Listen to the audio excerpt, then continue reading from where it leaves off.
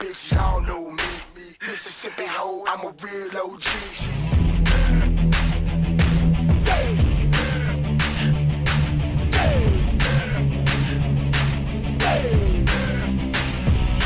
If you're sick of being sick and you're tired of being broke, don't get choked, cause the radio has the Saints Row. Saints Row, bitch, Saints Row, bitch. If you want it, then you lay it on the floor, bitch. I lie, I steal, cause nobody cares how I feel, but Saints Row, Saints Row.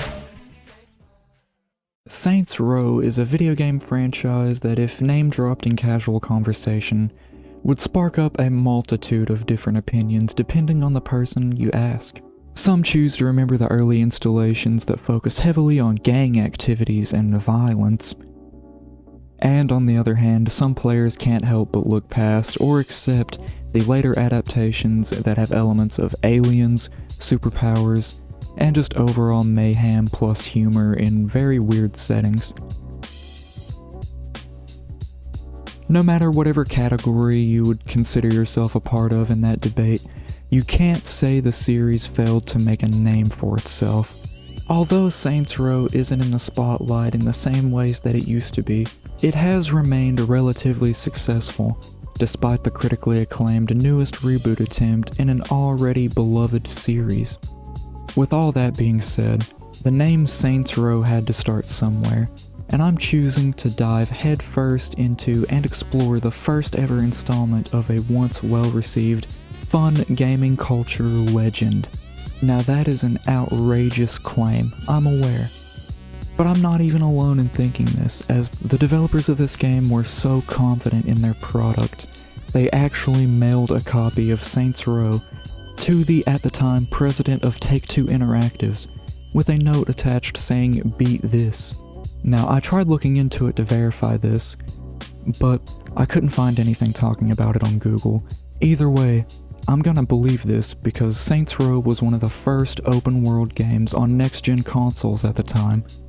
Keep in mind this game was released in 2006, meaning it beat games like GTA 4, Fallout 3, and countless others that tried to have their own game on the market during the early days of the newer generation consoles.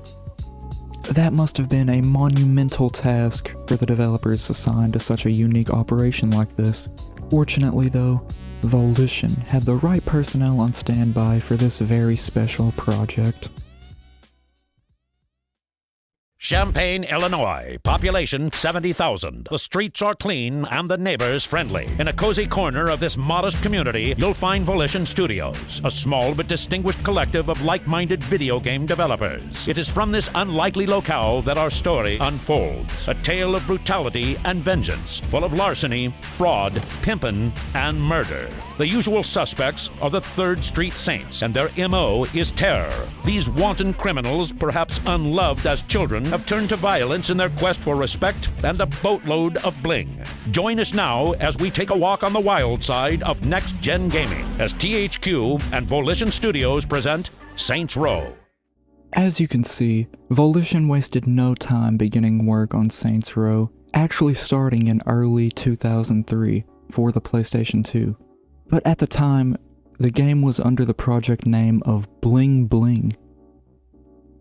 Around this time, open-world sandbox games were also in the process of becoming the norm. Not a lot were out yet, but trust me, they were coming.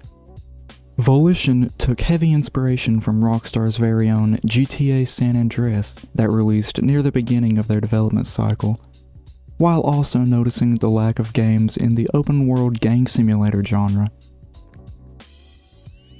Instead of copying what was already done, they set out to be different by trying to put their own spin on how the gang affects the player in general. Basically trying to model the game after an inside look of a gangster's life, choosing to focus on cars having big rims, clothing being extra blingy, and girls not having STDs. We didn't want to just have it be like a gang simulator, right? It's not like this is a slice of life when you're in a gang. The clothes are better, the cars are shiny, they have big rims, the girls are all pretty and they don't have STDs. So, Now their first step was to implement a philosophy behind Saints Row's arcing mission structure, one that would provide players with more freedom in how they choose to interact with the open world that happens to take place in the fictional city of Stillwater. In this process, they designed a completely new way of how a player should interact with an open world environment. By developing 3 story arcs, the team wanted to provide a non-linear approach by allowing players to progress through the story at their leisure. Adhering to such a design philosophy created a challenge for their team, to say the least, as they had to balance the open-ended nature of mission structure with the story progression that felt natural and player-engaging. During development, the team turned to earlier open-world games to establish principles for innovation, eventually adopting the design philosophy "everything matters." The team wanted to synthesize and connect game mechanics together to make missions, activities, and customization options work in tandem. I'll go more in detail about that as these features eventually pop up in the game, but for now, this style of gameplay is presented to the player in a completely unique and thought-out execution. As game development goes, not everything was able to make it into the final cut, as during early production, the team rendered an elementary model of the city in the engine and drove around in the model to get a sense of the city's scale. They found the revision too small, so they quadrupled its dimensions, but soon had to scale it back to more manageable sizes.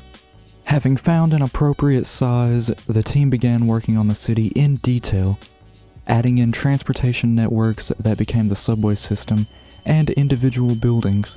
The team made further revisions during this process as necessary, balancing the number of interior models like shops and mission-related buildings in each district so that no one section of the city would feel denser than another. Fun fact, the mold of the overall city was inspired by real gang life-infested areas like Baltimore, Chicago, Detroit, and Cleveland. Some districts planned for the city, such as an indoor shopping mall, a train station, and a trailer park, were cut from development and were later featured in the sequel Saints Row 2. I'm beginning to spiral off at this point, but thankfully, Saints Row was released after all that awaited time, and I can begin my journey for this retrospective. When starting the game, the player is thrown into kinda like a Skyrim-esque character creator. It's not really an exact copy or anything like that, it's just the first thing that came to my mind. I'd imagine this was pretty revolutionary at the time, as most games just didn't have this feature. The only thing you can't do in this player customizer is change your gender to female. But I am a male anyway, and despite all of these options I have at my disposal, I'm going to play as one of the default presets. There isn't really any specific reason I'm doing this, other than the fact that I like to think it's cool to play as the default protagonist sometimes, just for the lore aspect, if you will. This only goes as far as physical appearance though, as my clothes will most definitely change throughout the playthrough. And if I ever decide to change my mind, I could always visit a plastic surgeon or one of the many other stores on the map. I'll go more in detail on stores later, but for now, let's jump right into the action. Watches! I got watches here. Yo, hey man, this shit'll cost you $600 in the store. Oh, whatever. Watches! Hey, baby, I could watches. show you a good time. Oh, hell no. Man, fuck the Rollers. LeVar, you gonna let those bitches disrespect us? Shit, what you think? In my opinion, this intro cutscene does a great job of setting up the story. It may have some exaggerations here and there, I'll give it that, but for the most part, it portrays the gang lifestyle as it is thought to be. Even though you were just a civilian minding your own business one second, the next you were just a witness to all the bloodshed. No matter what, it was still a case of Wrong time, wrong place, dawg.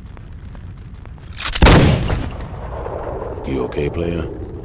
Julius, let's move. just as you begin to think it's all over, the 3rd Street Saints swoop in to save the day. Julius's hand reaches out as we are met with the voice of Keith David, alongside his companion Troy, played by voice actor Michael Rappaport.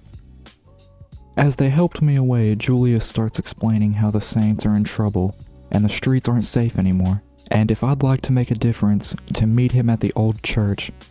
So, that's exactly what I did.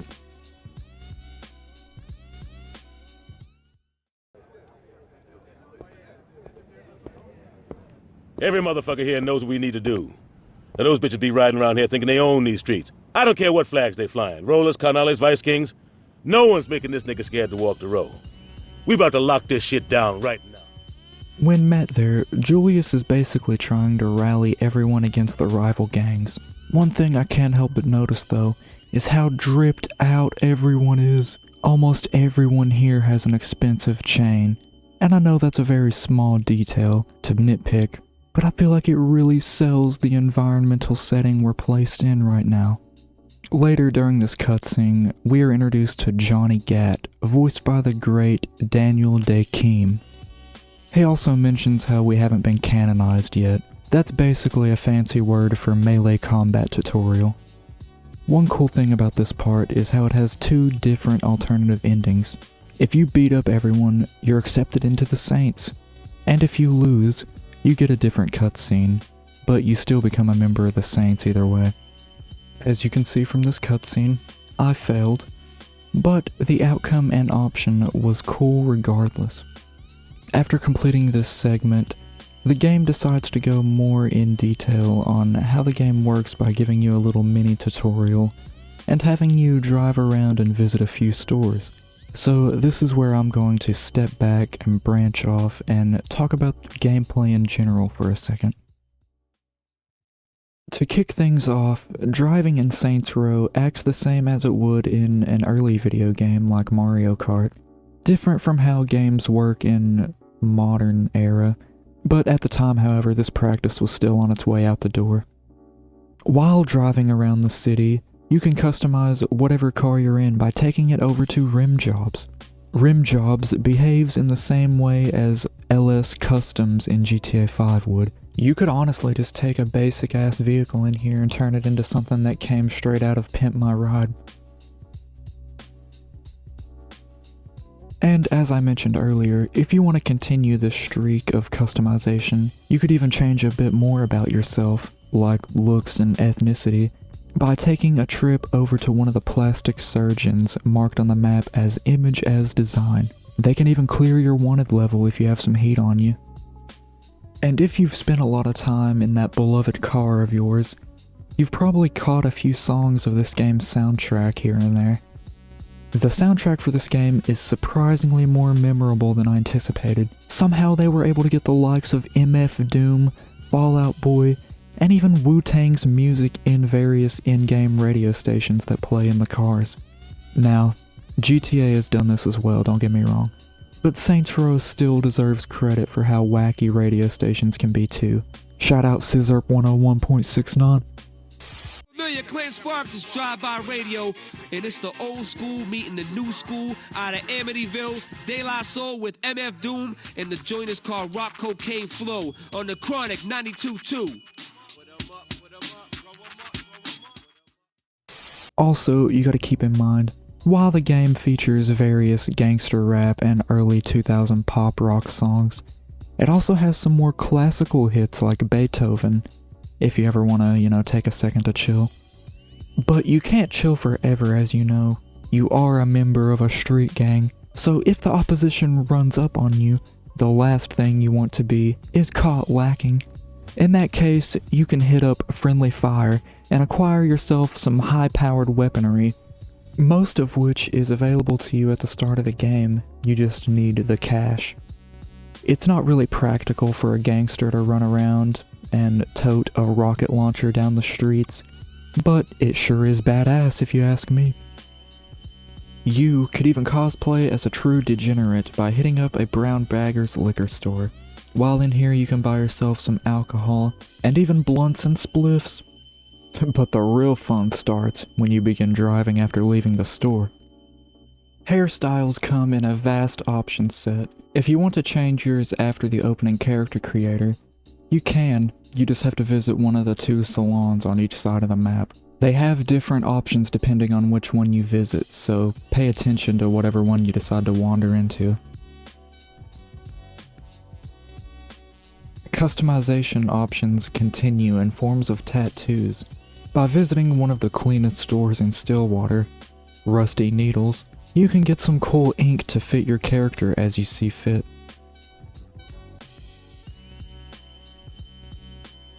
One thing I forgot to mention about cars earlier is you can actually buy your very own car at any car dealership around the map if you really want to. You just gotta have those racks on you, of course.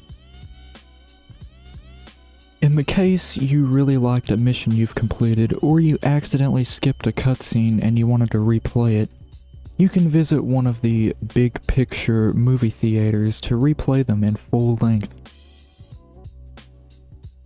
When it comes to clothing, the player has enough options to murk a baby horse. If you want to stroll down the street with 3 gold chains around your neck, you can. Throw some medallions on there. Some chains even give you respect, but nothing gives you more respect than wearing your signature purple colors, which happen to be available at any 4 clothing stores that vary from low end to high end. In order, they start with Sloppy Seconds that offers you some low-end early game style clothing, then upgrading to On the Rag, letting you have a little bit more variety, but not as much as Branded. This store is higher end, offering up blazers and slacks, but the highest of them all is Impressions. This store sells nothing but the most luxurious items and accessories. I can honestly finish up explaining the remaining stores as the tutorial mission wraps itself up in tandem. When you have a high gang or police wanted level, you can visit a forgive and forget drive-thru to pay for your sins and be granted forgiveness. We're actually asked to do this at the end of this mission, and after we do this, Troy asked us to drop him off at Freckle Bitches, a parody of a fast food establishment I'm sure everyone is familiar with. After doing this, we are awarded with our first crib, and soon to be introduced more fluently with the respect system. Julius calls us up and explains how respect is basically used in order to do story missions, or any mission for that matter. And to get respect, you must play activities around the map, which transitions into our next segment. There are 9 different side activities scattered across the map. Each one of them, besides a select few, go to 8 levels to fully complete, giving you a sweet reward in the process. Meaning there are over 226 individual side mission levels in the entire game. After finishing one of these levels, you get some cash and respect. And respect is used in order to complete story missions. 1 level of respect equals 1 story mission able to be played. Meaning, in theory, if you were a madman, you could run through and complete every one of them in one sitting, and then your story progression won't get interrupted and you can just flow through and play every mission. But I, however, did not do this because the game is designed in a way that it basically wants you to take a break after every few missions. That's why every one of them are designed very open-ended, trying not to leave you, the player, on a cliffhanger. No matter what though, I'm gonna run through the side missions and give a brief description about them. Starting off, we have the Snatch series, where you must help, in this case, a pimp regrow his business from its terrible current state. Depending on what location you start this activity, or any activity, you will get a different intro cutscene, but the basic gameplay doesn't change at all. I really like this activity because it mixes the goofy atmosphere that this game's setting takes place in with the casual fetch quest nature that side missions are always known for. Next up, we have drug trafficking. This set of levels has you acting as protection for a local drug dealer as they travel around and sell their product. This is one of my favorite activities because it's very simple, and you are given a new set of weapons every time you progress through a level. Now, gunplay is something I've not said a lot about, but it's in the style of free aim, different from other shooting sandbox games. This isn't a bad thing at all, but in vehicles, free aim can be a hindrance sometimes. If gunfights get too crazy, you'll need to perform the hilarious revive animation that has you pouring a 40 on your down homie. I guess this is a play on the whole pouring one out for a dead homie thing some people do with their alcohol. But either way, this activity is loads of fun. The mayhem activity is pretty self-explanatory. No memorable characters or anything like that, you just have to go to a certain place on the map and blow up as much shit as possible. Hitman, on the other hand, is very unique and super fucking cool. With another self-explanatory name like that, you can guess you are given a list of targets that must meet their fatal end, and in return you get respect and money. Next up is what arguably became the staple of the game for everyone. Insurance fraud tasks you to throw yourself in front of ongoing traffic in order to make outrageous insurance claims to make bank fast. I can't really say anything that anybody else hasn't already said. I mean, it is what it is. Back to the sex business. Escort flips the script on Snatch kinda. What I really mean is you just gotta drive around and act as the pimp and keep the couple in your backseat safe while the press tails you at full speed.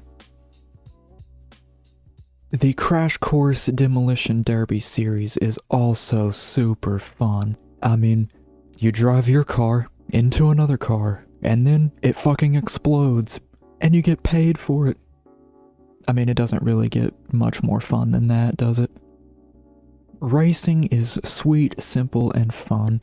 A super chill activity. All you need is to just pick up a car off the street and head towards one of the flaming barrels to start the race on the map. These can be super easy ways to rank up respect while you just listen to a podcast or something. Back to the obvious named activities, we have hijacking. And this asks you to track down a specific car and bring it back to the chop shop. Not to be confused with the last activity, however, also named Chop Shop. This one lets you pick a specific car, then go find it, kinda like Hitman but for cars. Before I continue on with the story, I should mention loan sharks. Loan sharks are also marked on the map, but it is not technically an activity because there's no gameplay involved, and it is not counted towards 100% completion. Therefore, I did not gather any footage of it. With that said, I think it's time to focus my attention back to story missions though. After grinding a few activities, I was able to get back on the path of story progression. And the first mission we have to do isn't a mission technically. It's a Carnales stronghold that doesn't take too long to finish, ending in a Fast and Furious style high-speed chase. Once that's over, you are rewarded with some territory and a new story mission appears back at the church. As soon as I start the mission, Troy informs us of a tip he has about a turf war that's going on. So we decide to head on over there and take them out by surprise while they're having their little party. Troy questions if it was a good idea to take you along this journey instead of Johnny, but Julius insists he trusts you. When you arrive, you meet all three main gangs in the midst of their battle. After running through and taking out a few of their top dogs, you get the attention of the police. After being tasked to lose them, Julius asks you to swing back to the church because he has a meeting planned. Listen up, people. I got some serious shit to discuss. Yeah, we cleared out the road. You think for a second that's gonna stop them? Unless we wipe all these motherfuckers out, they're gonna keep coming. And they ain't gonna be happy. It ain't gonna be settled until the Carnales, the Rollerz, and the Vice Kings ain't nothing but a memory. During this cutscene, Julius decides it would be way easier to take down our enemies by assigning an individual Saints Lieutenant to each one. Dex gets the Carnales, Troy turns down the offer of the Vice Kings, so Johnny steps up to take his place. This is something to keep in mind for later. And finally, Lynn gets the Rollerz. However, her story is unique because she's infiltrating from the inside. This is where I also am going to split up the game into 3 respectable segments. They will be timestamped and labeled in the description below, representing the respectable story arc.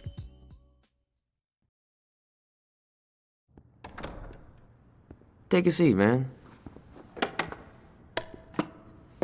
So you're Julius's new boy, huh? You don't look like much. Then again, I don't look like I have an 8-inch cock, so I guess we're both full of surprises. Starting off, we have the Vice Kings. In the first mission, we're introduced to Gat's office and begin to get to know each other a little and discuss our targets. Before that can happen, however, Johnny's girl calls and informs us of a kidnapping that just took place, with the victim being her sister, the leading suspects being the Vice Kings. So our job is to go and save the day, and to do that, we have to tail the car and not spook the driver in the process. After following him around for a few minutes, we are introduced to the most comically written gangster character ever in cinema. Shit, tell these motherfuckers all the time they bringing their motherfucking woman. Bitch, get out the motherfucking car now. I'm not fucking playing. Break yourself, bitch. Break yourself. Gia. After following him to the place they're keeping the girls, we can begin our rescue attempt. Busting through the warehouse door will eventually make it back to where the girls are being stored. They tell us that I'm going to need to go and get a key to unlock the door they're behind. So now, we must go kill the pimp behind all of this and fetch the key.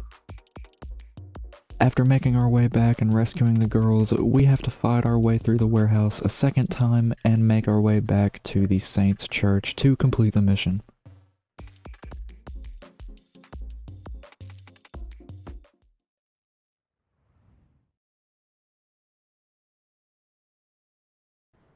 God, you haven't changed at all, have you? Well, not all of us have a couple $1 million to make changes. It's always the same shit Oh, you choose. here we go again. What did you want me to do? Did you expect me not to take my shot? No, I expected you to remember where you came from. Oh, fuck you, Johnny. Fuck me? Fuck you! The next mission starts off in the middle of an argument between Johnny and Aisha. This is the first time she makes an appearance on screen if you don't count that phone call from last mission's intro cutscene. She is voiced by the lovely Cy Smith, I hope I'm pronouncing that right, and I believe she did a perfect job making Aisha feel like a real-life written character you'd see in a movie or something much rather than a video game. This cutscene also does a great job of establishing the toxic nature of Johnny and Aisha's relationship. Most of their arguments always come from a place of care for one another. They just have a hard time expressing emotions. This didn't really need to be focused on at all to make this story work, but because they did and put a lot of effort into character building, you can't help but feel interested in them, and it really makes the story stick in my opinion. After the bickering, Johnny properly introduces us to Aisha and explains how she is Saints Row's claim to fame, but more importantly, how she's signed to the Vice Kings record label, Kingdom Come Records. So, Johnny has set up an elaborate plan to fake her death to get out of her record contract. In the process of doing this, we would also, in theory, be hurting the Vice Kings in the form of their music income, plus the damage we caused to the building itself during the explosion. Speaking of explosions, the way we intend on pulling this off is honestly very simple. We go into a chop shop and have a bomb placed in Aisha's car, then park it in front of the building and wait for the action. Making sure that Aisha is spotted by the front desk, of course. In the middle of this process, however, we are attacked by a creepy stalker dude who is fascinated by Aisha. Meaning you now have a time limit and are forced to make it across the map in under 4 minutes without severely damaging the car that is also carrying a loaded bomb. Pretty cool game mechanic if you ask me. After escaping him, though, the plan can finally begin.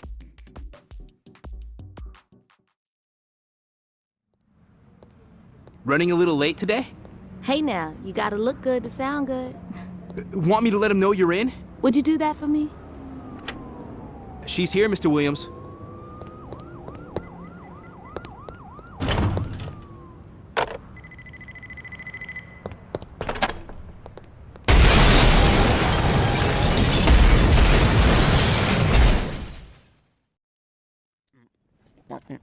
I know you're supposed to be dead and all, but you have to look this pissed?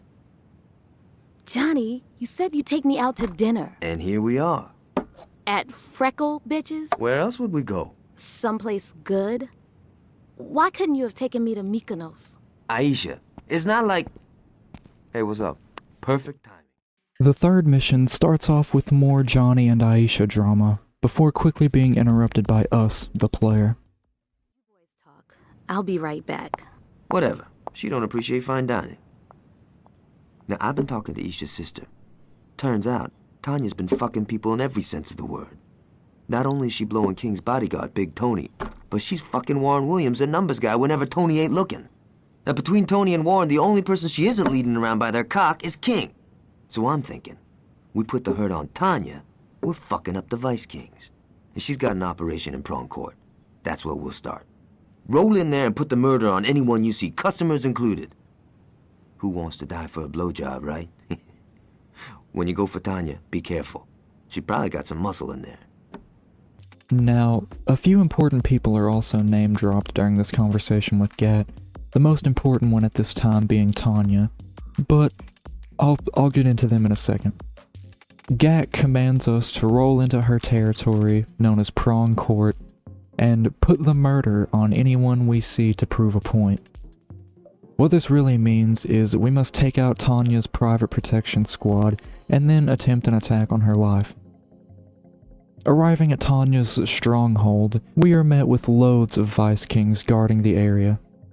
After taking them all out, we don't find Tanya, but we do get to see an inside look at how our stunts have been affecting the Vice Kings with the next cutscene. How much is this studio incident gonna set us back? The incident? I'm sorry. I thought some motherfuckers blew up my shit. I didn't realize it ain't no thing. How much?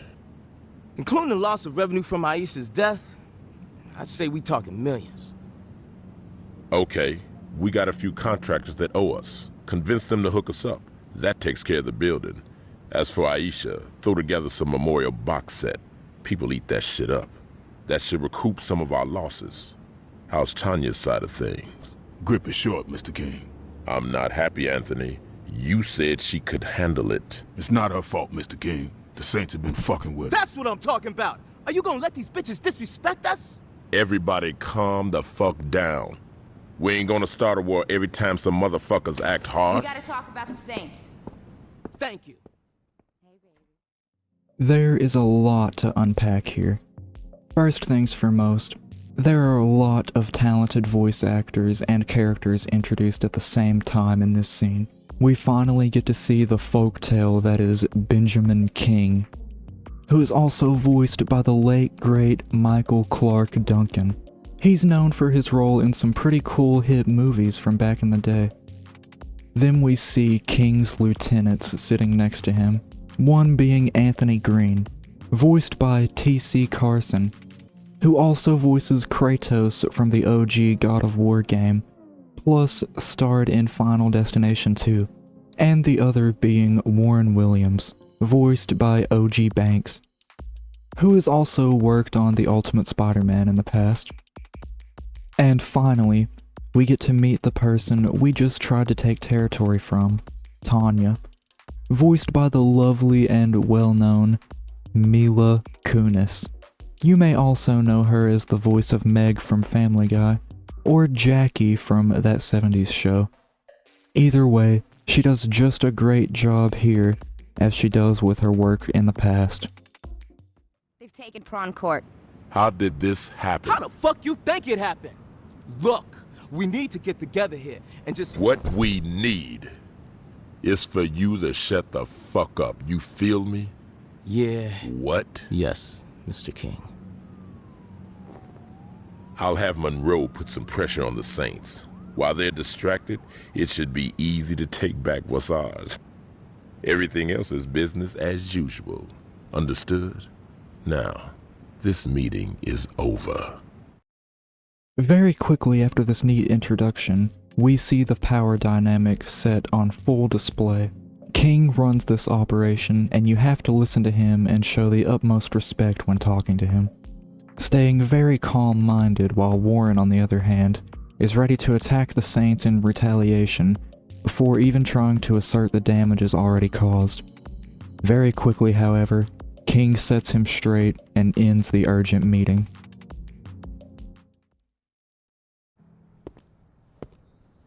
Good thing you're here. I was about to leave without you.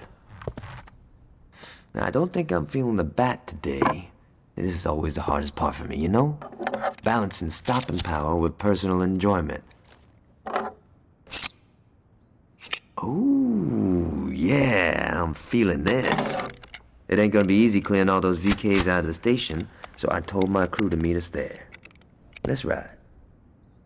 Next, Johnny tells us about a plan he formed to attack the VKs, and that he's already sent a crew there for extra guns. He's just having a little trouble picking a weapon. After that's sorted out, we can make our way to Johnny's crew to lend our hand. Breaching through the front door into the Stronghold, we actually get to see Tanya for a split second in the middle of our raid.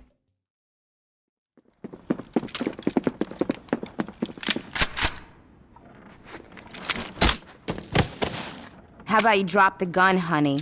If I were you, I'd listen to the lady. Well, of course you would, you being her bitch. Watch your fucking mouth. Hey, no reason to be hostile.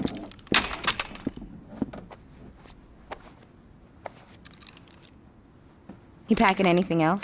Just some rubbers. I was hoping I could get some of William's sloppy seconds. Guess I hit a nerve. Do yourself a favor, stay down and shut the fuck up. You 3rd Street motherfuckers think you so smart. Well, check this out. We ain't impressed. Hell, the only reason you got as far as you did was cause King let you. We led you right to where we wanted you, and now the police gonna finish your ass for good, just the way we planned. Well, that explains how your bitch lost Prawn Court. Are you gonna let him talk about me like that? Don't worry, baby, I got this. Yeah, Tanya, shut the fuck up. I thought I told you to be quiet. I got shitty hearing. Now you got a shitty leg. So do you. Go now!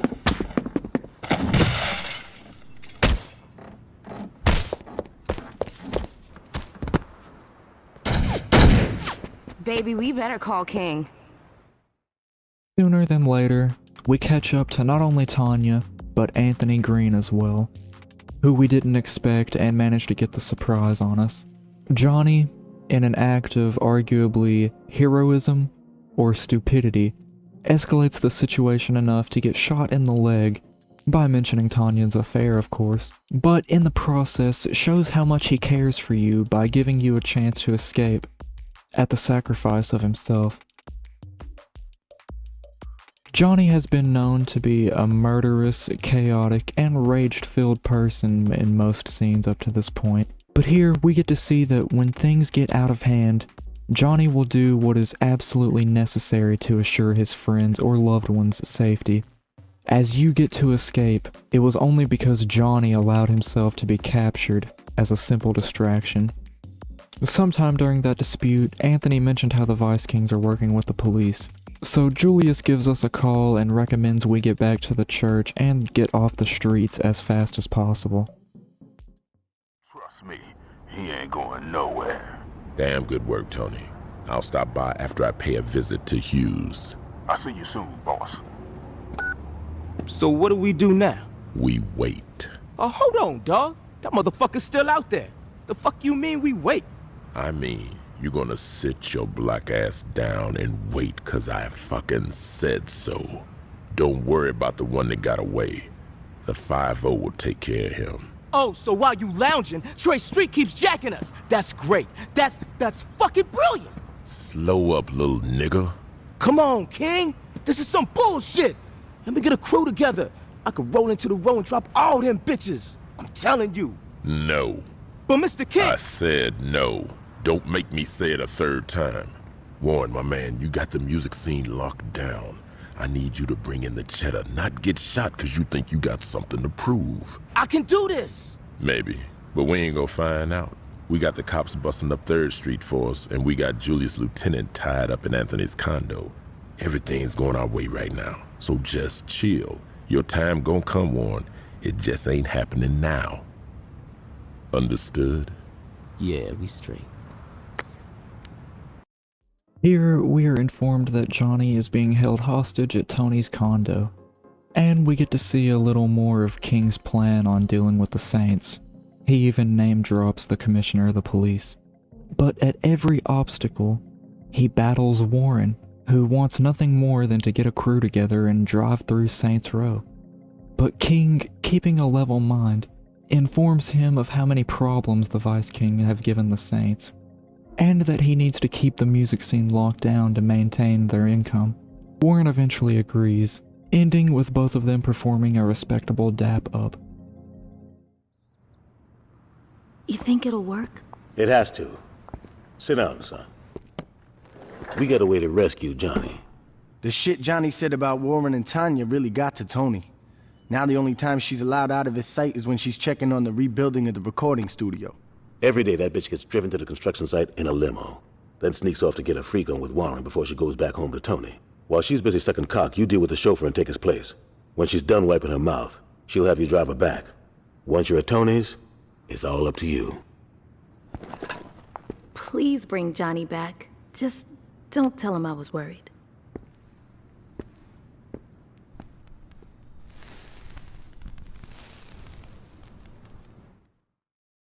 It doesn't take long for the Saints to arrange a rescue attempt for Johnny. Aisha even stands by anxiously waiting for it to commence. We are told Tanya is being escorted around by a limo and being kept on a tight leash by Anthony after our last little stunt. So, Julius says I must kill and take the place of the limo driver to eventually gain access to Anthony's condo, where he is most likely keeping Johnny. Before we head out though, Aisha expresses her concern and worry for Gat by pleading for us to rescue him and not let him know that she was worried that much. Immediately afterwards, we can see a scene of Aisha lighting some candles. At first, I wondered why this part was included here. Then, after doing a little bit of research, I found that the act of lighting a candle in cinema is used as quite a few symbolisms. Those being hope and love, light and warmth, and celebration and commemoration. Here, I personally think they're trying to use this as a symbol of love Aisha is performing to hope for Johnny's safety and well-being. Back on track of the mission, we have to ride up to Tanya's limo like mentioned before and take out the driver. After doing this, we don't seem to have any trouble until we get a call informing us that some of Troy's boys are coming to attack the limo because they weren't informed of our plan. Meaning we have to escape their clutches without hurting our fellow gangsters. We pull this off fairly quickly, making my next objective to pay a visit to Tanya and Tony's place.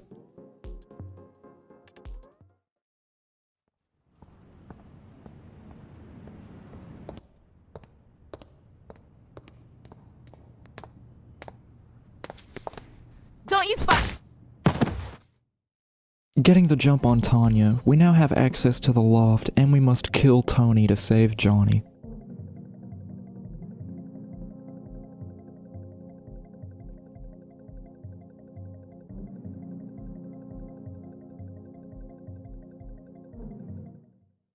Hey, not to be pushy or nothing, but how about you get me out of this fucking chair?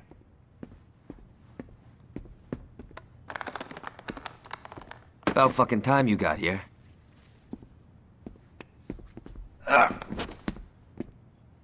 Where's Green?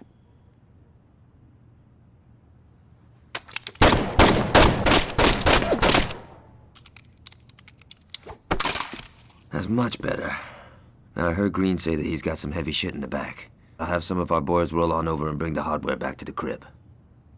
And after saving Johnny, he puts a few more rounds into Green just to make sure that our mission is complete. and then tells us about the stash of gear he has stored in the back. Dex, don't worry, I have a plan. Johnny, your idea of a plan is taking the biggest hammer you can find and smashing whatever's in your way.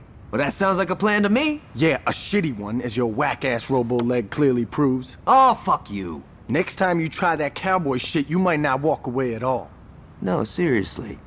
Fuck you. Look, I worked out a plan that will hurt the Kings and put minimum risk on you. How much murdering do I get to do? None. Your plan blows. Hear me out, alright? King's obviously got something going on with the police. I'll figure that shit out. In the meantime, I want you two to go out and cause some havoc. If we can turn the public's eye to the Kings, then the police won't have a choice but to come down on them. Okay, so we go and do some damage. How did the VKs get blamed? Put these on. I'm yellow enough as it is, Dex. Just put the damn shirt on. Fine. Get dressed. We got a little piece to disturb. The next mission is quite fun and honestly unique. It starts off showing Johnny is back in action after no time, even sporting a new robo-leg design for his character model. More importantly though, we have to wear VK colors and cause some chaos to make the Vice Kings look bad in the public eye. Meanwhile, Dex will try to figure out more info on the Vice Kings' police connections. First, we head down to the financial district to cause some violence. Then, we pay a tribute to modern art by hitting a strike.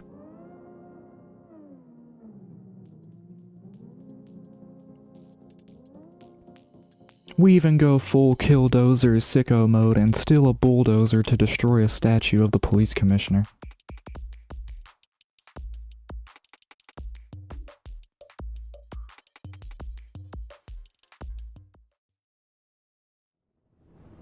Don't worry about it. Look, if it was one of mine, I'll take care of it. But I'm telling you, I don't care what colors they was wearing. It was that crew from Saints Row I was telling you about. No, I'm not making any excuse. I will. Tell your wife I said hello. Goodbye, Alderman. Great. Now we got your crack-ass friends tripping. Like I said, fucking with City Hall's a waste of time. Wrong. Working with them is what gives us power. Yo, fuck that. This is what gives us power. Now get the fuck out of my office. In this quick scene, we get to see the beginning of the end for the Vice Kings. The police are starting to question their partnership, and Warren is growing a disdain towards King, once again butting heads with him for power. This meeting also ends far more abruptly than previous ones before, showing how fragile the Vice Kings have become. Okay, it looks like the cops been getting in on some of King's protection rackets. Now that's why they've been going so easy on the VKs. We gotta go public with this shit. Now if we... Don't worry, Dex. I have something more subtle in mind. Johnny, you can't be serious. Fuck yeah, I am. Where did you get those? Anthony's condo. He had a big mouth. This isn't gonna end well. Don't listen to the old woman. I'll drive to where the cops are picking up protection money. You make them cease and desist with one of Tony's noisemakers. If we make sure the only cops we hit are the ones working for King, people gonna start asking questions, and the cops are gonna have no choice but to come down on the VKs to save face. Let's do this. Dex's recon skills manage to pay off for us with this next mission. He presents a map of the city that is marked with spots that the police like to meet up with the VKs. The reason they meet up is to establish a protection racket, and from what I understand, not every cop is involved here, just certain members of the department. Bringing us to our next objective, taking them out Johnny Gat style. Johnny also makes use of the gear mentioned a few missions back by driving you to these specific meetup locations to take out the police and the Vice Kings. Gunplay in this mission kind of acts like a hijacking activity that I mentioned previously. This makes it so much more fun to me only because my personal love for hijacking that already hold very deeply in my heart. After dealing with all the crooked cops and gangsters, Johnny whips the hoopty over to Forgive and Forget before dropping off one final present to Warren Williams.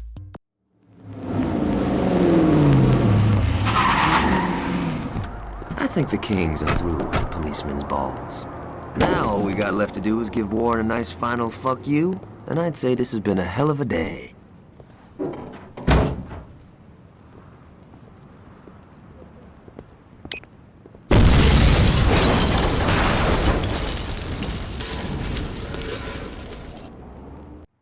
Hello?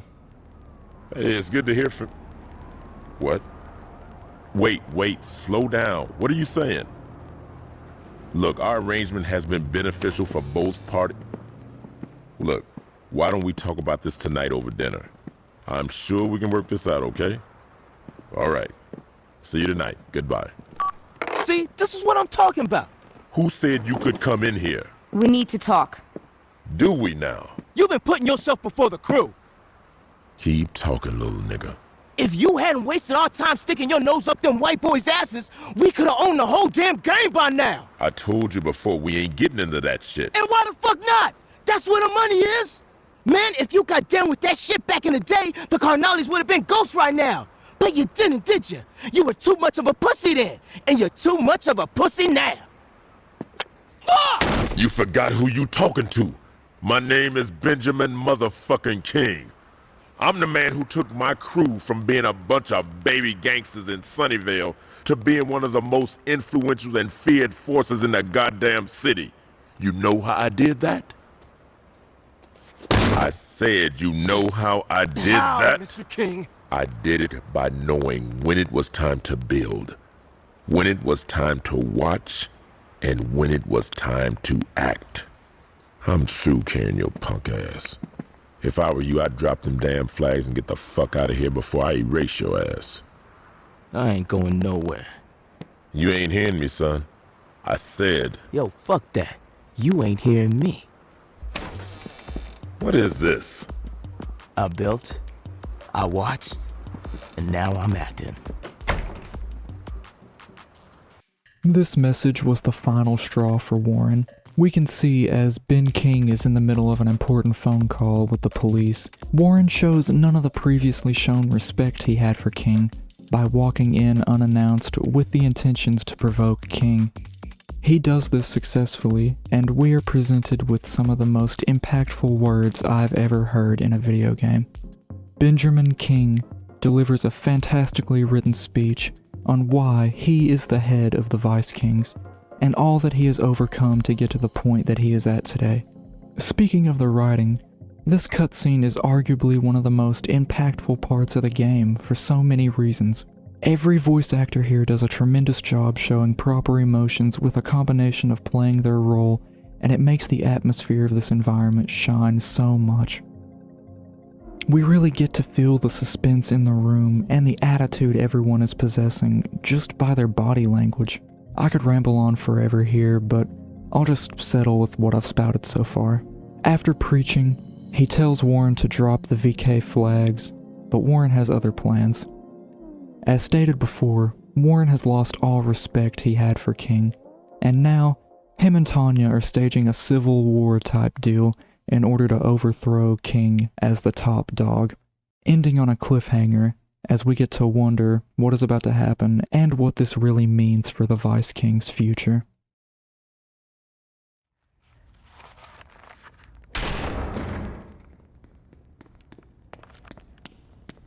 Where's Gat?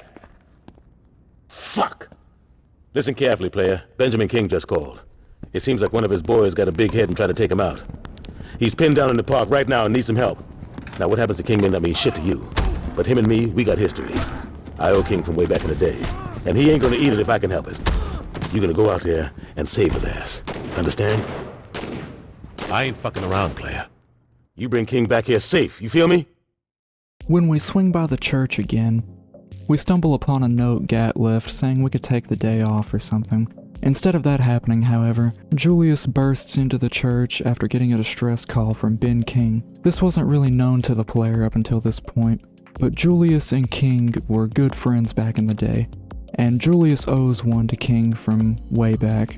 We also get to see the great Benjamin King in action, showcasing his excellent combat skills he uses to escape an ambush, but he inevitably takes a bullet while making his way out of the office.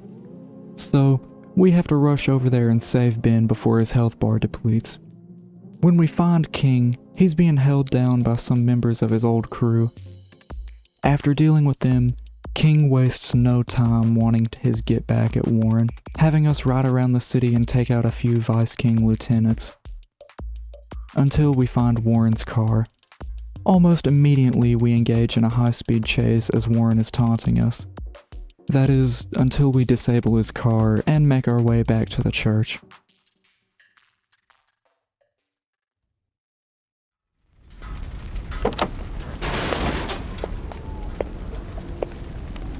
Hey, baby. The fuck you standing around for? Give me a fucking hand! Little nigga, huh? I so care who little nigga is. His motherfucking ass is mine. Hey, yo, Tanya! What's going on? You're a bright boy. I'm sure you can figure it out. Bitch, you better not miss, cause if... Thanks for the advice.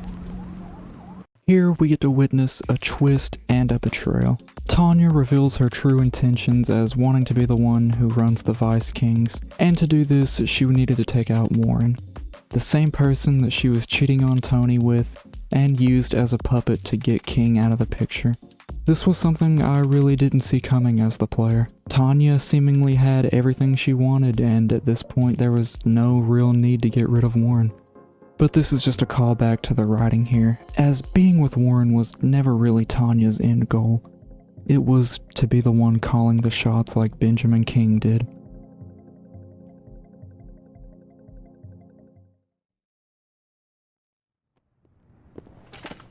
Looking good, Ben. Been a long time, Jules. Sorry about Anthony. That was business. Let it go. So what's the plan? We kill Tanya, and I get back to business. I don't think so, Benjamin. What? I said no. You alive, we straight. But the Vice Kings, they're through. Then kill me. Quit wasting my goddamn time. Well, you got a choice. You can keep your fucking pride and die right now. Or you can be a man and walk away. When did you get the balls, Jules? What's it gonna be? I ain't walking away. Fair enough. Johnny? I ain't walking away until I deal with Tanya. My nigga. Johnny, put the damn gun down. Now you understand this ain't just about Tanya, right? We finishing the whole crew. Yeah, I know. So let's get to it. Plan? I know where all them fools hang. All we gotta do is roll up there, get their attention, then lead them to the cops. They'll take care of the rest. All right, player. You gonna be Mr. King's wheelman. You ready for this, son? Let's go. Good to have you back, Benjamin. Back at the church, Ben and the Saints hatch a plan to deal with Tanya. Julius also makes it clear to Ben that we intend on finishing the Vice Kings as a unit and not just Tanya. This is a moment where you can see some significant character growth from King. The Vice Kings were everything to him, and he spent so much time building them up to what they are. The fact that King swallows his pride so quickly doesn't mean that he's weak, but it says a lot about his moral standings. Once you cross Ben King, you are no longer a part of his master plan, and he will cut ties by any means necessary. Eventually, King agrees and we take the role of his wheelman. Driving around the city in Ben's signature baller-ass yellow Tonka truck, getting the attention of the remaining VKs and leading them into various police ambushes scattered about.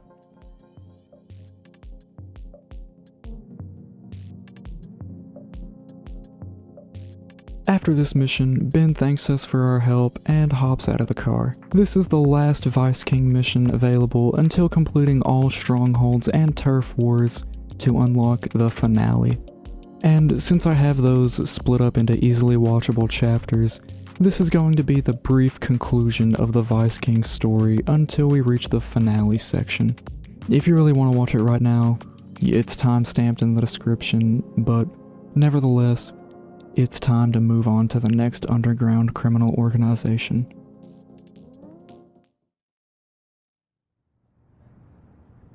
Oh, hey man, didn't hear you come in. Check this out. The Carnales were the first organized gang in the city. The way Julius tells it, they owned the whole damn town until Benjamin King stepped up against them. Tell you what though, I ain't worried about their history so much as I am the fact that A, the Lopez brothers are crazy motherfuckers, and B, Victor, their enforcer, survived a dozen VK drive-bys. Sounds pretty bad, right? Now add in that the Carnales are backed by the largest drug cartel in the world, and I think you'll understand why we're gonna play this safe instead of pulling a Johnny. We cut off their income first, then we go for Hector. Sound good? That was a rhetorical question, but thanks for your support. Meeting back up at the church, Dex tells us a little bit about the Carnales. I don't think I've brought this up yet, but Dex is voiced by the actor known as JAQ. During this intro, we learn a few things about the Carnales. They were one of the first organized crime groups in Stillwater. They are cutting deals with the Colombians, and they were pretty much unrivaled until Ben King and the Vice King stepped into the picture. All of this is enough to be worried as it is, but on top of all that, their leaders, the Lopez brothers, are insane, and their enforcer has supposedly survived more drive-bys than the average gangbanger, which makes us take a more civilized approach to dealing with these guys, starting with their drug income and then taking out important faces. To do this, we have to make our way over to various quote-unquote labs owned by the Carnales, and then take out quote-unquote lab equipment. Nothing too difficult for an intro mission. What if we came from here and here? No, they'd just see it coming. Cops try that shit all the time and it never works. Shit, you're right. Well, what should we do then? Well, we could...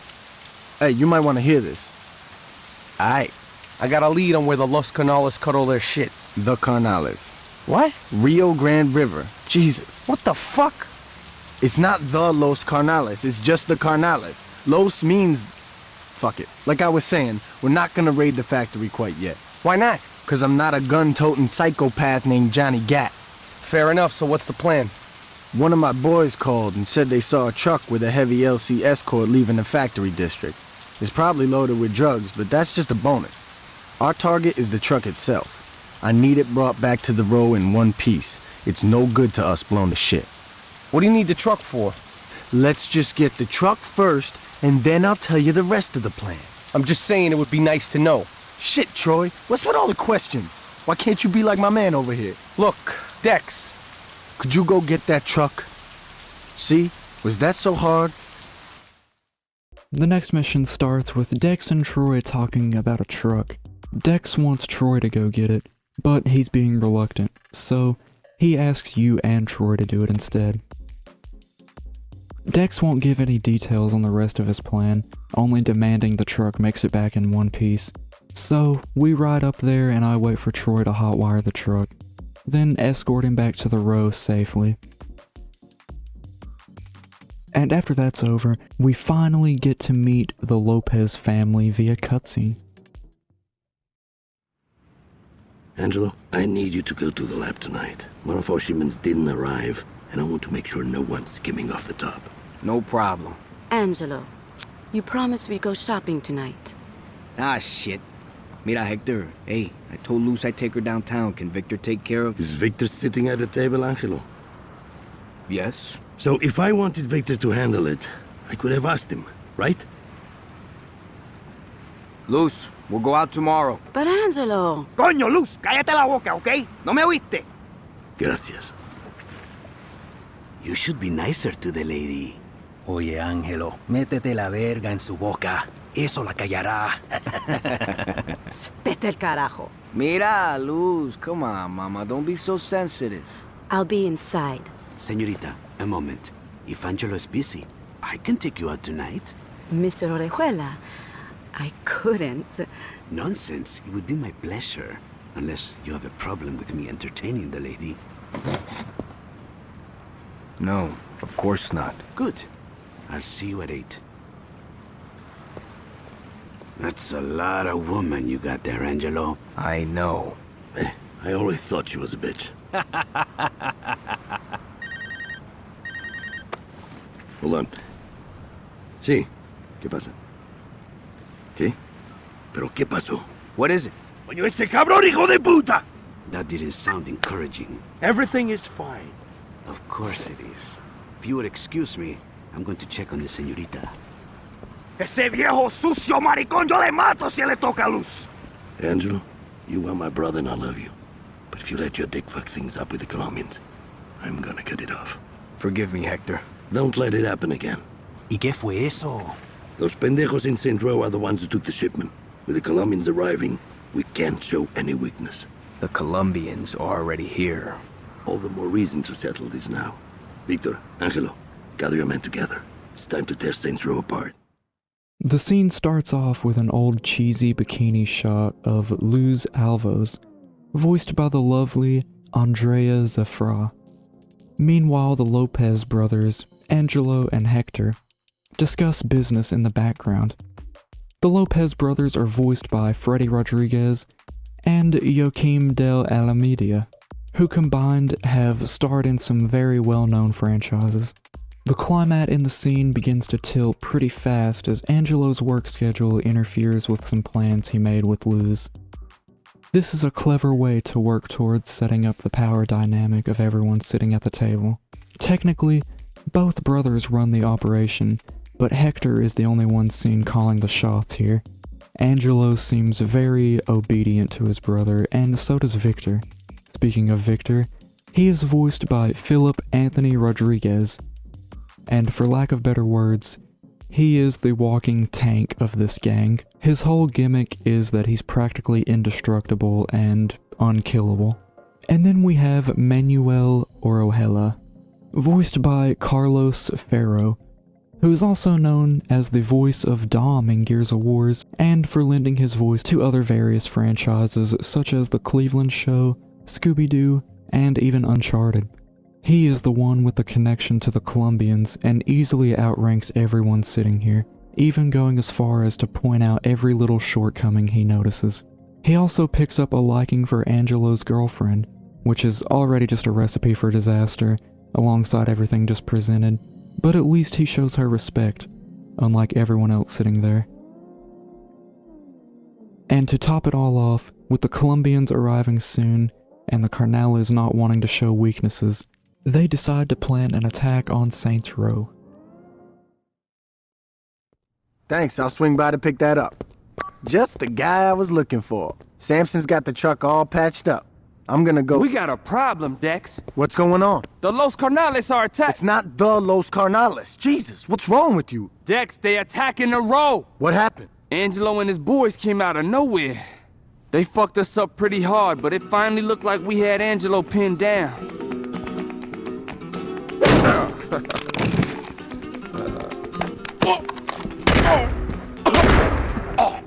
Hola, mi amigo. You gotta be fucking kidding me.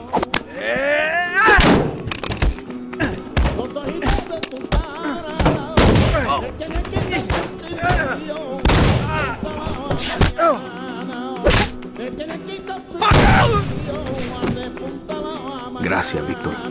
De nada. Let's get back to Hector. Sí, pero primero vamos a golpear a Freckle Bitches. Cool. I'm buying. So they left. Angelo and Victor did, but there was a lot of LC still out there. Alright, let's split up. The row's a big place. We gotta make sure we smoke all those motherfuckers. Meeting Dex back at the church, he starts to explain what he has planned for the truck, but before he can finish, he is interrupted by a fellow Saints member. He informs us about the attack the Los Carnales just did, and we get to see how Angelo and Victor behave in action. Angelo is cornered and about to face his demise until Victor comes in out of nowhere and saves him. Here we get to see how absurdly strong Victor is when he takes a bullet like it's nothing, further pushing his indestructible narrative. Then, after it's all over, they head over to Freckle Bitches, leaving us with the task of clearing out the row. And after splitting up and driving around and taking out the marked targets, the mission is completed.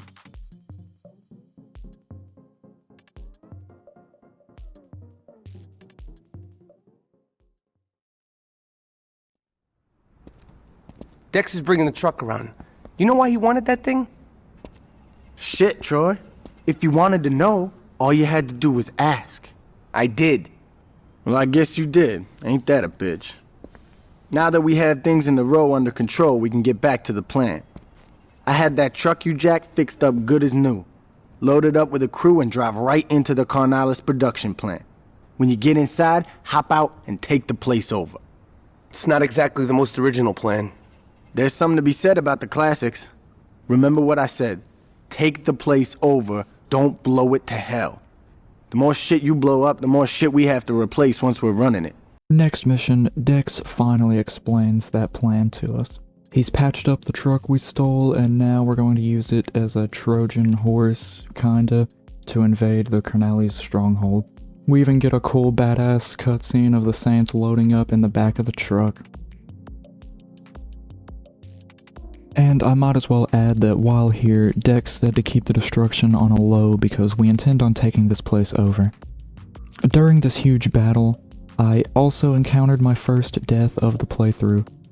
I won't be keeping track of every one of the deaths, but if you're curious about when most of them occurred, it was during the Carnales missions and the Rollerz finale. But that's me getting ahead of myself. Meanwhile, after disposing everyone in the factory, we get another look at the Lopez family. Manuel, you worry too much. Everything is under control. I've heard some nasty rumors, Hector. Like what? That one of your drug labs was shut down. ¿Qué eso? No, eso no es un problema. One of our careers thought he could cut the shit out of his deliveries. Looked like we were missing a lot of product. It really was just this pendejo. Hey, Angelo took care of him. And the drugs? Found. What about this gang from Saints Row? A bunch of mulas and nuisance. Nothing more. Your father would have killed them all by now. I am not my father. I've noticed. Hey, don't you walk away from me, puta! Ay, Angelo, ¿qué te pasa? Es tan grande que pueda ser mi padre, mijo. Mira, mujer, you listen to me. Enough! Yo estoy intentando trabajar aquí. O se comportan o salgan de mi casa ya. You're right. Looks like everything is under control, Hector. We'll talk about this more when the others arrive.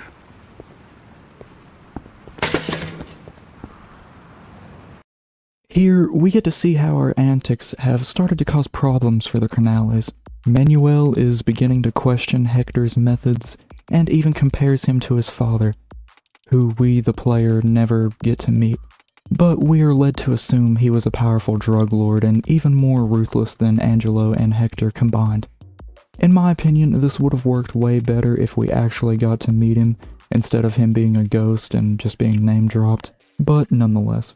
Before this conversation can continue, Angelo and Luz cause a scene while having an argument that angers Hector in front of Manuel, causing him to remind Hector about the Colombians before taking off.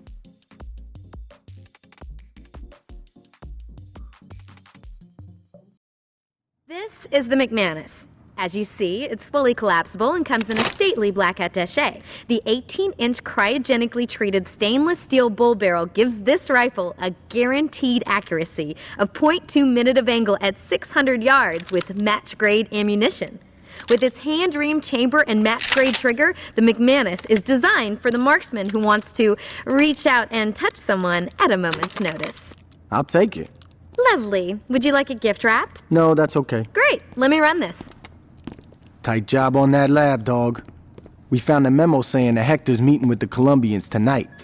With the amount of firepower that's gonna be there, just showing up and rushing them would be suicide.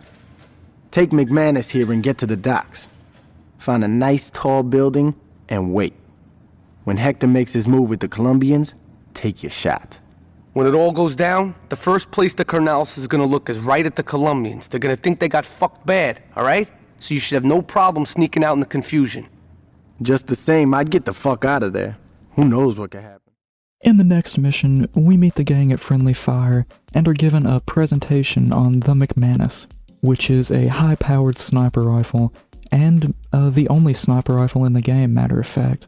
After our devious purchase, Dex gives me the rundown on what we plan to do with it. We have to post up on a rooftop near a docks, and wait for the Carnales and Colombians to start their deal. Then we strike when the timing is perfect.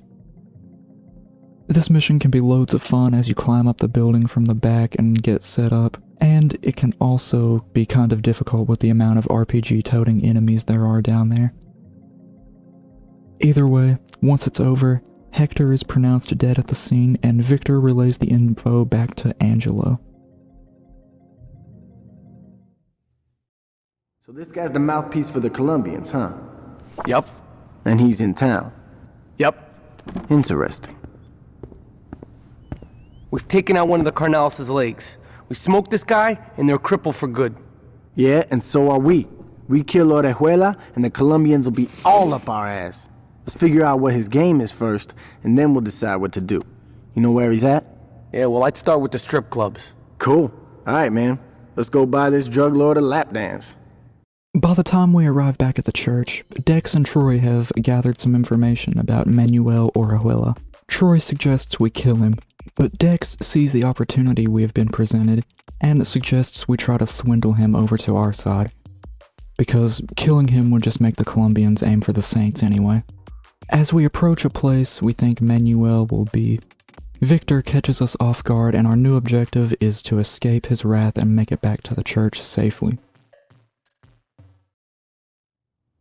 Julius, I don't see what the big deal is. The deal is you went to talk to the Colombians without me.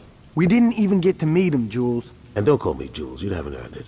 Fine. Julius, you put me in charge of the Los Carnales. Shit, now you got me saying it. Dex, do your job. Don't think you're bigger than you are. When it comes to the Colombians, you call me. Understand? Yeah. All right. Now that that's settled.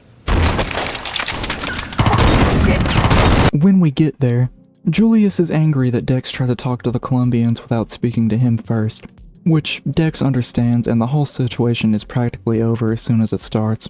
Until the Carnales surprisingly attack the church and you are forced to defend your turf in the pouring rain. Rain is optional here and not guaranteed, but it makes the whole scenario so much more dramatic, and as cheesy as it sounds, I felt like I was actually playing a movie for a brief second because of how glued I was to the screen. Eventually during the fight, Victor shows up again, and this time the odds are in our favor.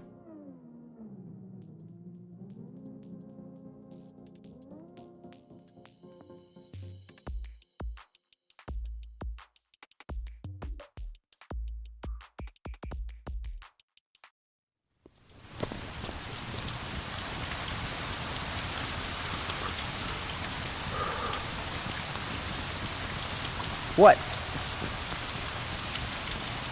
Angelo, what are you doing? What does it look like I'm doing? It looks like you're running off to get killed. Yo no le tengo miedo a Orejuela. Ay, come on.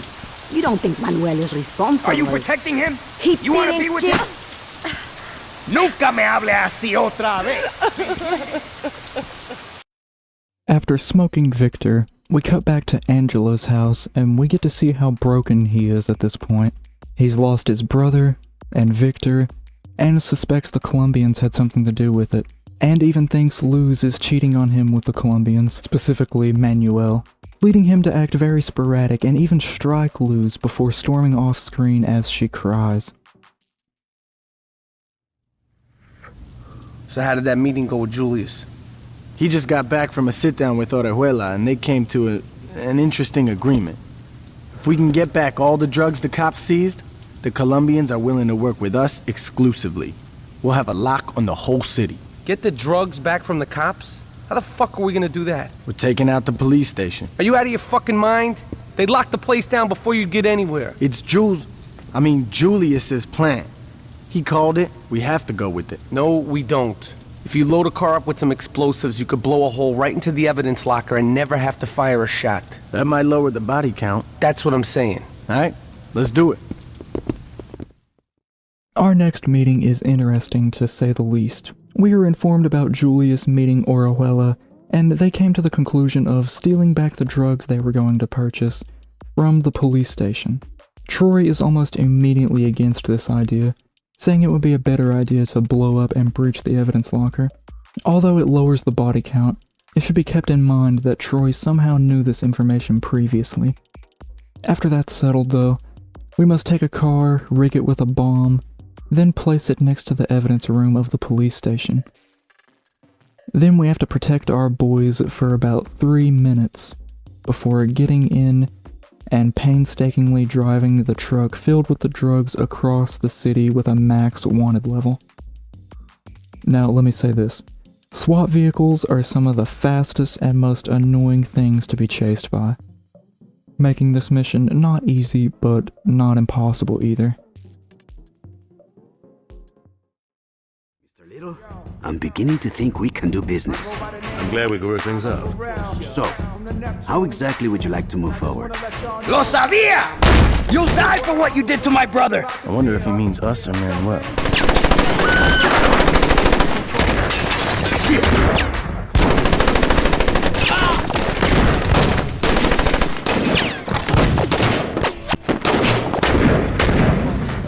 Wait!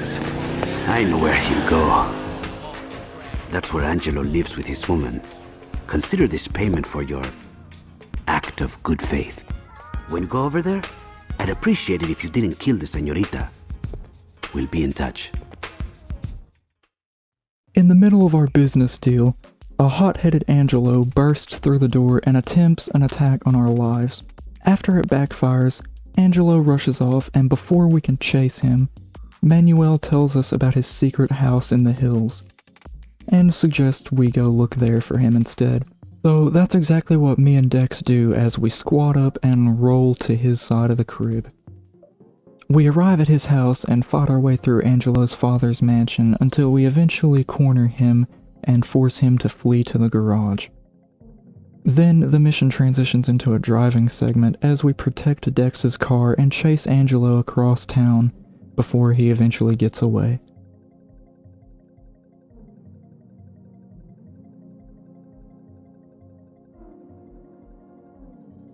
This concludes the Carnales story until further notice. Now it's time to finish the last gang left.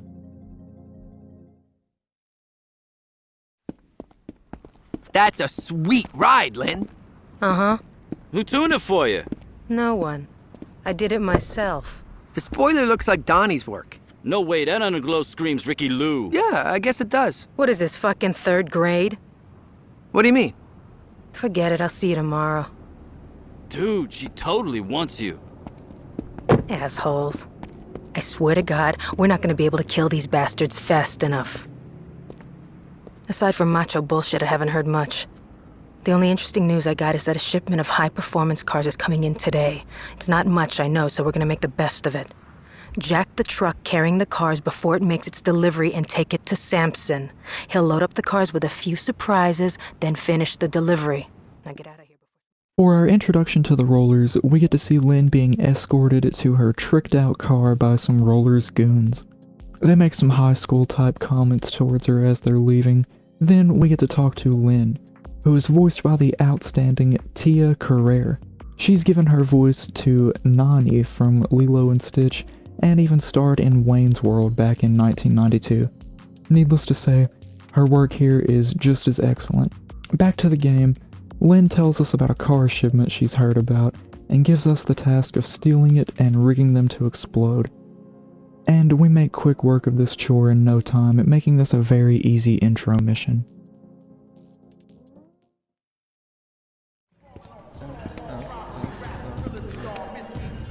Try not to look so conspicuous.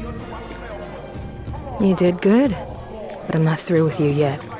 Those cars you stole have been rigged to blow once the engine reaches a high enough temperature. I need you to make sure those cars get nice and hot. Now there's a race going down in Chinatown tonight, and I think you should give them some tough competition. I know these guys. If you're in the lead for the final stretch, they're gonna hit the NOS to blow past you. When they do, boom. As soon as those cars are wrecked, get the hell out of there. You're no good to us dead. Thanks for the dance. Now hurry up. You got a race to win. The next mission picks up right where we left off. The cars we stole are rigged to explode if they get too steamy, and they are in the hands of the Rollers. Meaning all we have to do is race them until they blow themselves up. As we get ready to leave, Troy decides to tag along. Our objective now is to get close enough to the cars so that Troy can insult them and taunt them, making them want to prove themselves and activate the nitro on their custom-rigged cars. And when this happens, you already know the outcome. Need a light? Thanks.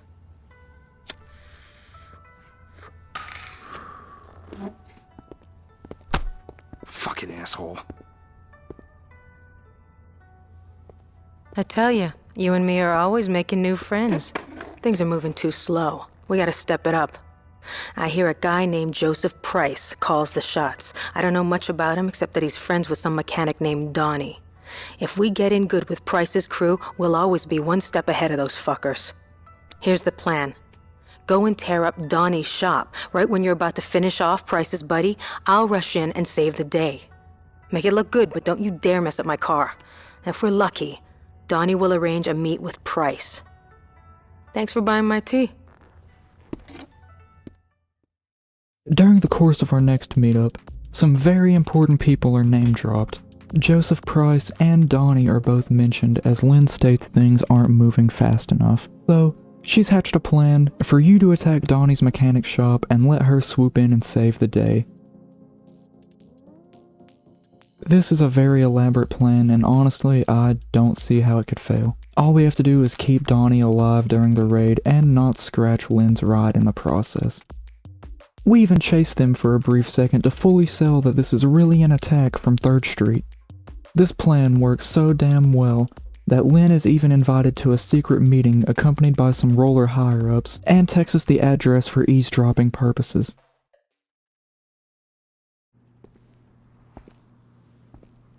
So he's okay? That's great. Yes, how could we possibly score dime bags without him? Oh, come on, Uncle Will, he's not that— What's up, Price? You scared the shit out of me, Donnie. I scared the shit out of me. Donnie, it's always a pleasure when you bring strangers into my house. Oh, fuck, I forgot. This is... I'm Lynn. She totally saved my ass, Mr. Sharp. She's a hell of a driver. I'm the best racer that ever came out of Chinatown. How come I've never heard of you? 'Cause I got tits. Is that what you call those? Suppose I deserved that. Yeah, you did. My nephew has a unique sense of humor. That was supposed to be funny? Oh, I thought it was until you hit me in the face. Yeah, then it was hilarious. Joseph, you better hurry. You don't want to miss your meeting. Sorry, I gotta take off. Lynn, it was nice meeting you. I'll catch you later, Donnie. So we're finally hitting that convoy, huh? I don't know what you're talking about, Donnie. Well, sure, you... I don't know what you're talking about, Donnie. Oh, right. Just sit tight. Price should be back soon. As stimulating as this conversation is, I'm afraid I need to make some calls. If you'd excuse me. Here, we get to meet the infamous leaders of the Westside Rollerz. Joseph Price is discussing the situation that happened with Donnie to William Sharp. Price shows uncanny characteristics of Dom from the Fast and Furious movies, and is voiced by Gregory Sims. But Sharp, on the other hand, is modeled after a cutthroat crime syndicate mob boss, and is voiced by David Carradine. He is the uncle to Price, and the head and brains behind the Westside Rollerz, presumably. They, in return, get to meet Lynn, as the stunt we pulled with her gained her Donnie's trust. Donnie is voiced by Andrew Cascino, who has worked with Star Wars in the past. Donnie also name-drops a convoy they plan on hitting, and we take that as our hint to leave. Now our job is to protect the trucks the Rollerz plan on hijacking. Once this act of heroism is over, we get another look inside the Rollerz operation. You know what I hate? Underglow. That shit is tacky as hell. Whatever. I think... They all got away. That's what the word is. How did this happen? A crew from Saints Row fucked up our boys. Who? Same guys who fucked up my shop. I think they're the 5th Street Altar Boys. The 3rd Street Saints. What she said. Will you stop smoking that shit? I need you to focus. If you need me to focus, I'd pass that shit back. Donnie. All right. You got some time before the buyers need those parts, right? The buyers? Oh, there are a bunch of guys overseas that Mr. Sharp knows. Donnie, do we have to have another conversation? Sorry. Don't worry about it. Just think. Give me some time. I bet Lynn and I can whip something up. Okay. You game for that, Lynn? Hey, anything I can do to help. Meanwhile, Lynn and Donnie are puffing on a J. Sharp and Price walk in, breaking the news about the failure that was supposed to be the truck heist. Donnie is high and tries to say the first thing that comes to mind in order to calm everybody's nerves, causing him to slip up and spill the beans on Sharp's overseas buyer contact. Before much of that has a chance to be unraveled, Donnie is cut off and then reassures them that him and Lynn will work something out, showing the newfound trust the Rollerz have for her.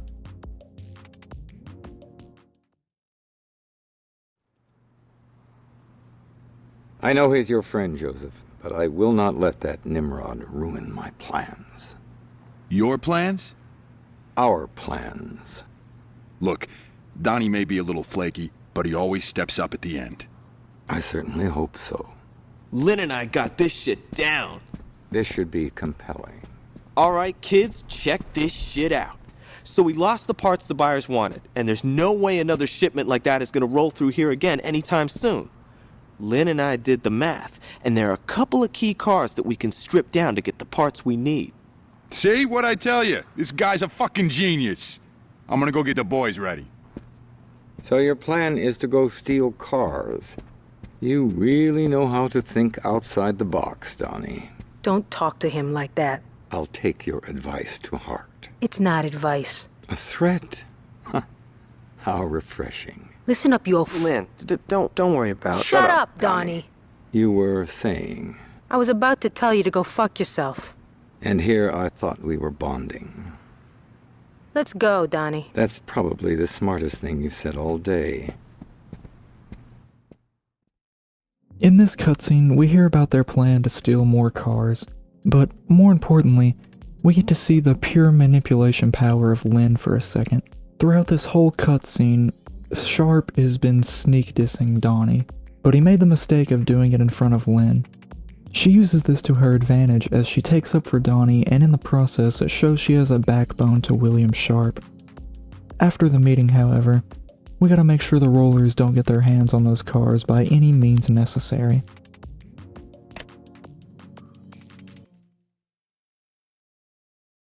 Donnie, slow down. Don't worry about it. It wasn't your fault. I know you are. It's okay. Just relax, man. Yeah, you do that. Later. Fuck! That was productive. That's the second time the Saints fucked us! 3 times, if you count the attack on the garage. Quite a coincidence. What do you mean? Well, let's think. The same 4 people knew about those jobs. If I didn't sell us out, and you didn't sell us out, who else is there? Donnie? Donnie may not like it when things get messy, but there's no way he'd turn on me. Which brings us to... Lynn. Bravo. This is gonna be a bitch to explain to Donnie. Luckily, you're not going to. What do you mean? Please, you're too attached to the boy. I'll handle this. I don't give a shit what you do to Lynn, but you better not hurt Donnie.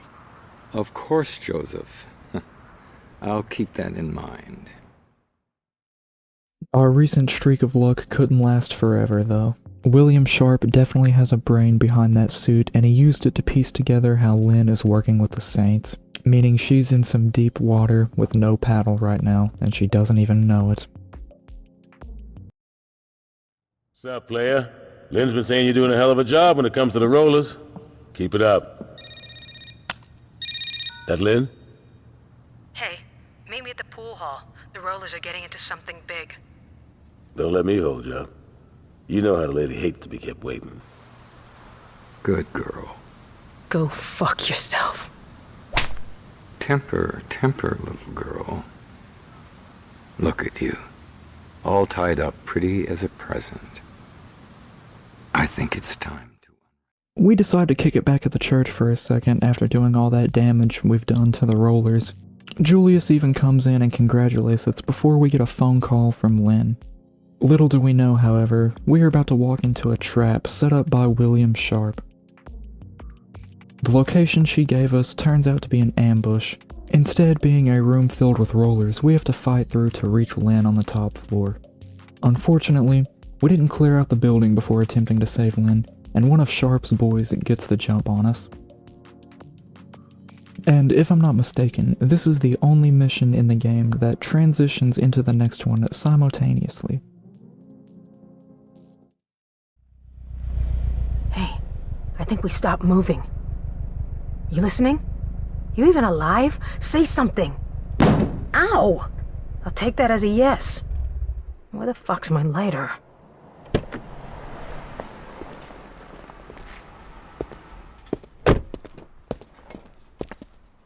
What are you doing driving Lynn's ride, Mr. Sharp? I'm glad you could make it, Donnie. There's something I want you to see. Stay calm. We're gonna get out of this. Lynn? Donnie, listen to me! I swear to God! Lynn! Take a deep breath and count to 10, Donnie. Count to 10?! You just shot my girl! Yes, it's tragic. Could you give me a hand here? Why did you... Lynn was working with the Saints. Now, would you give me a hand? This car is heavy. Donnie, where are you going? Children.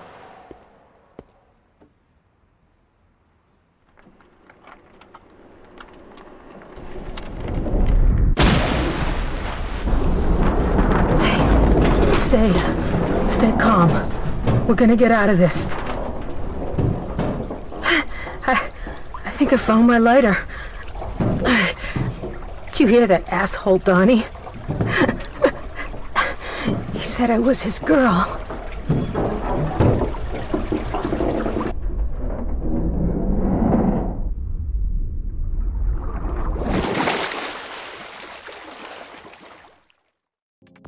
This scene is heartbreaking.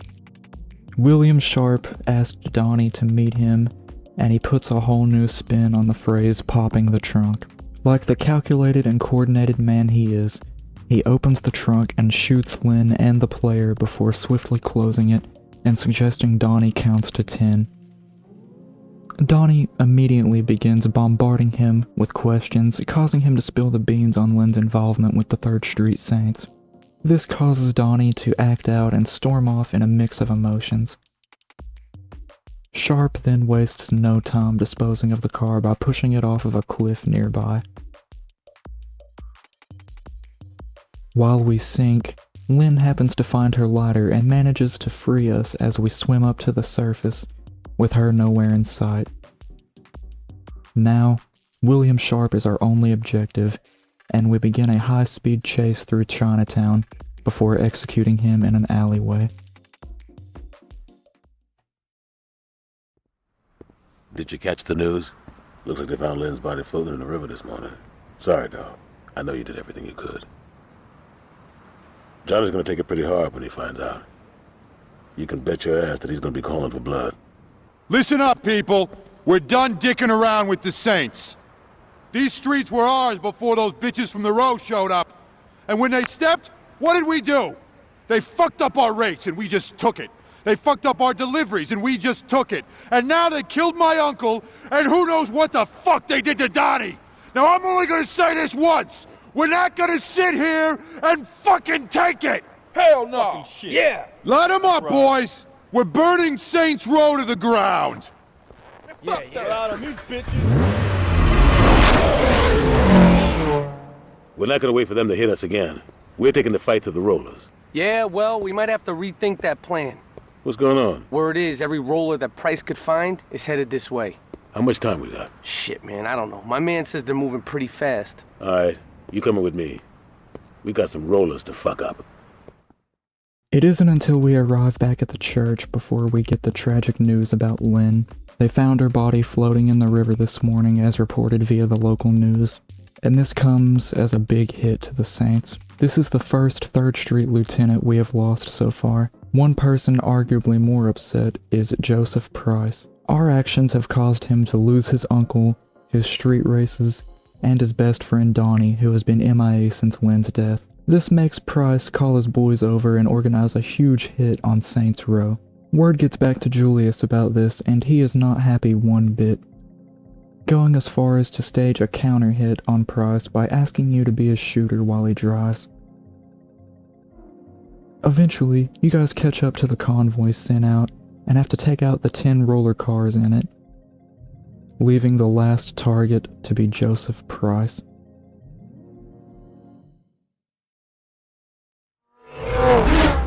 We're coming up on Price. Let's take that motherfucker out.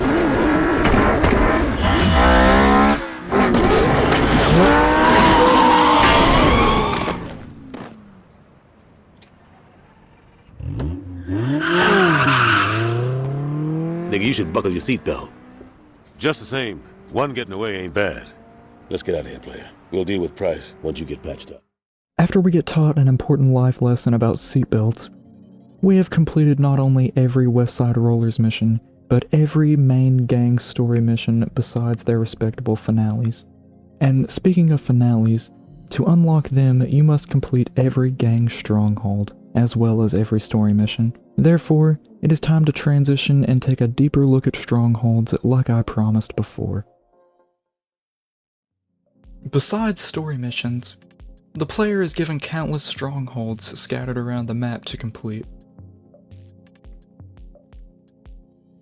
The reason you want to complete them is not only because of the finale, but they also grant you turf, alongside a new source of income from whatever gang you choose to overthrow. Some give you very unique objectives, and most of them are intended to be short and simple. Very similar to gang wars in GTA San Andreas. Speaking of the similarities, the player even gets called on his phone randomly when informed about a turf war that's going on. And one more thing about them, while turf wars are taking place, you won't be able to get passive income until you complete them. But back to Strongholds. They're a cool thing to do in between story missions if the story gets a little repetitive. Most people that replay this game and review it always complain about this aspect of Saints Row, but I, on the other hand, can truly appreciate how the devs just wanted to give you something else to do on the side. I can understand everyone's complaints about them being necessary to complete in order to beat the story, but that isn't really a big deal to me. In my opinion, it actually sells the idea of your gang running the city, because after every stronghold is completed and eradicated, it's time to execute the finales and take out the rival gangs of Stillwater once and for all. I've been chatting with King, and it looks like Tanya's takeover didn't sit well with everybody. The Vice Kings are fighting amongst themselves. Now's the time to take them out for good. King said he was gonna come along. I hope he hasn't gone soft. And don't ever worry about me, baby boy, because I'm gonna handle mine. All I'm saying is that since you got here, you've been nothing but talk. I've smoked dozens of fools before. I ain't adding to the count unless I have to. Oh, that's just fucking great. I said don't worry about it. I don't want you bitching out when you see your crew. Ain't my crew, son. That's why I'm here, remember? So how about you put your dick away, pick up your gun, and try to keep your knee away from the bullets. Oh, you heard the cocky son of a bitch. Let's roll. The final mission of the Vice Kings starts off with Johnny questioning King's loyalty. His main quarrel with Ben is that he thinks he'll go soft when he sees his old crew. King reassures him, and eventually we set off to take out Tanya, who has taken over King's position in the Vice Kings currently. To reach Tanya, we're going to need access to a private suite via elevator. So, to get the elevator code, we must kidnap her fashion consultant, Stefan, and dangle him from a moving vehicle until he spills the beans about that code. Then, after all that work, we can finally take the assault to Tanya's residence. Fittingly, we have to fight through all the King's men to make our way to the elevator and finish our business with Tanya.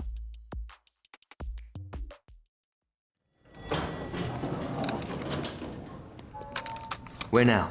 The penthouse.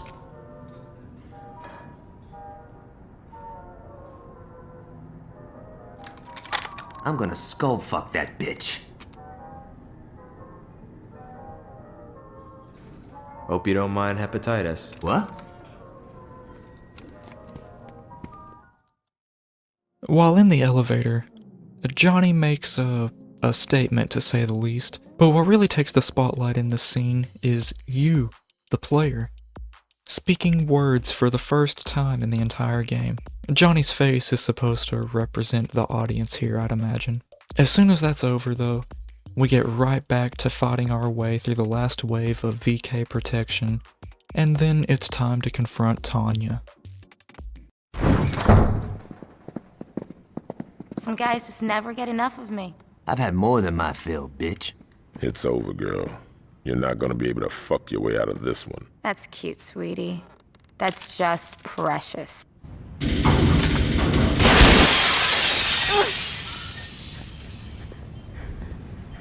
Please!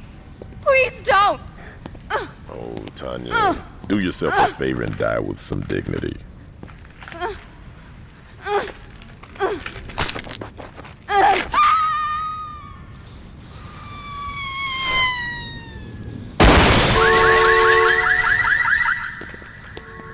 That sucks for your car. We better get out of here. The cops will be here soon. You coming, King? All right, let's go.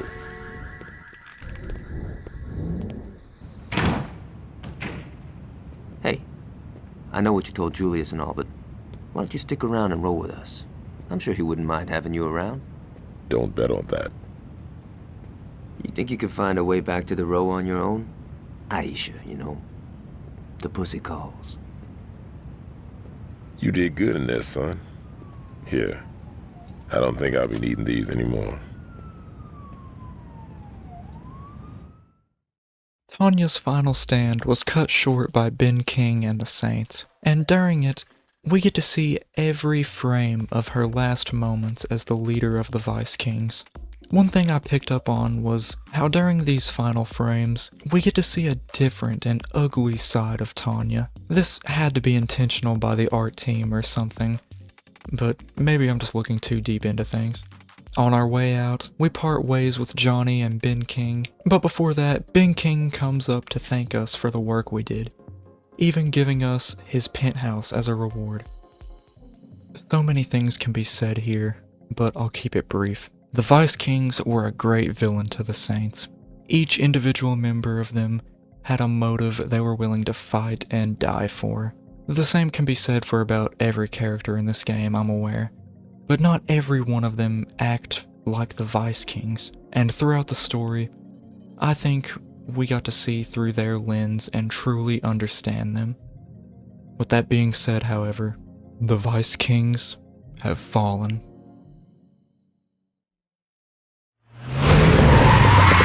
Hey man, we don't got time. One of Troy's crew saw Angelo driving to the airport. We gotta stop his ass before he can skip town and rebuild.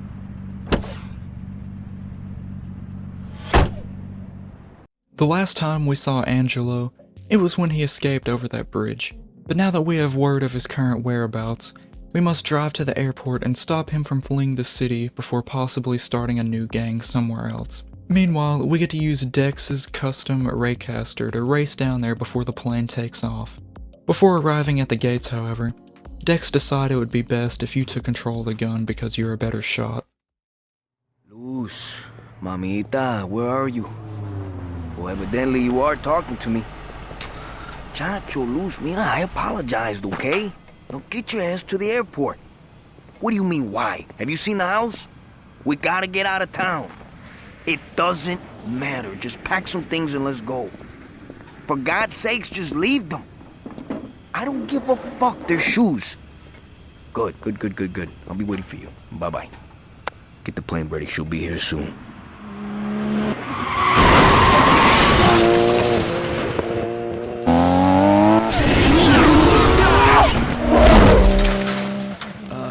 Angelo? We're taking off. You and you. Let's go. What about Luz?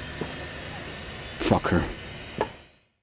Meanwhile, Angelo is arguing with Luz. We manage to breach our way into the airport, forcing Angelo to make his escape without her.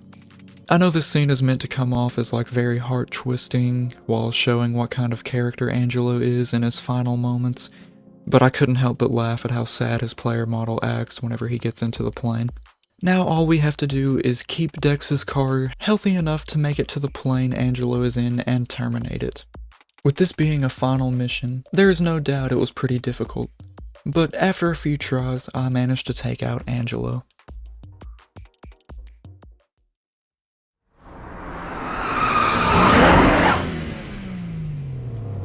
Johnny's gonna be jealous.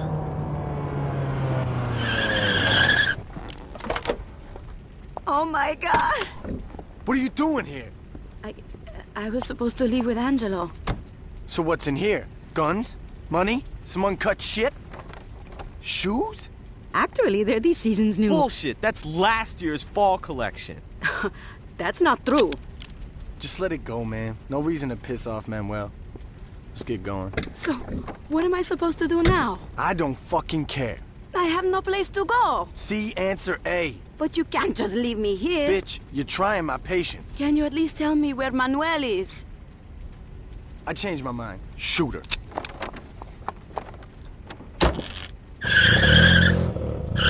Good job, man. I'll tell Julius we're done here. Take Angelo's ride. I'll drive this back to your crib. You know what? I think Julius was right about you.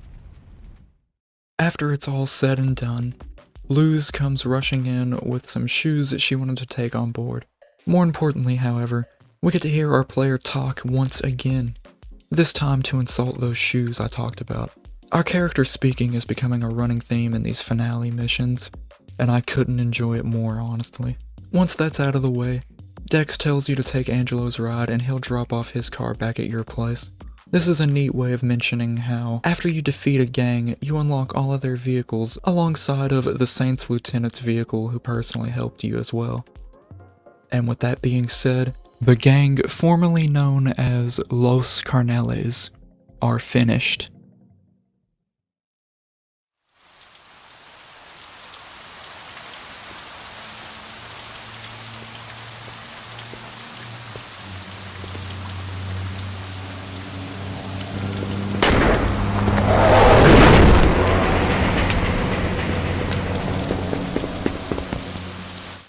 The last time we saw Price, it was when we didn't have our seatbelt fastened.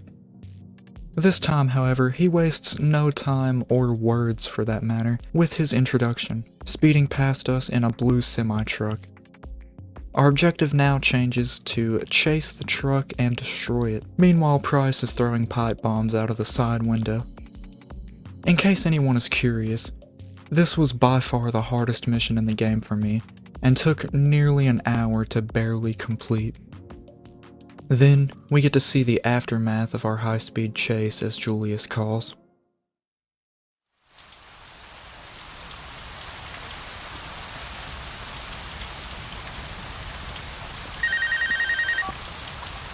That was a hell of an explosion.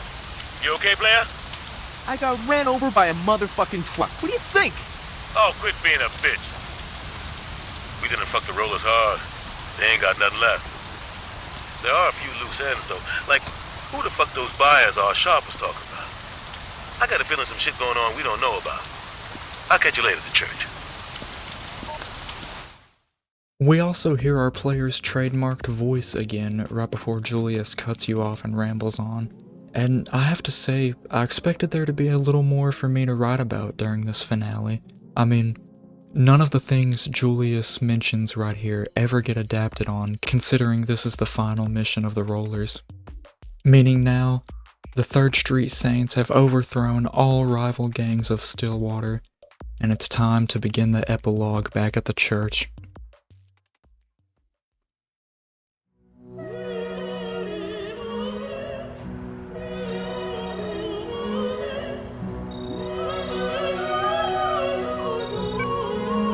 Did it, player. 3rd Street owns this town. Now, that's not to say shit didn't cost. And I ain't talking about what happened to Johnny's leg or losing limb. Those two were soldiers. They knew the risk. Hell, Johnny gets off on it. We crushed a lot of families, player. And someday they're gonna holler at us. But believe me when I tell you, we did the right thing. With the Rollerz wiped out, Benjamin gone, and the Colombians in our pocket, there ain't gonna be a need for a gang war ever again. And in the end, that's gonna save a lot more lives than we took. So relax, player. You earned yourself a break. You've impressed the hell out of me, son. And I told the crew, you gonna be my right hand. Hold up.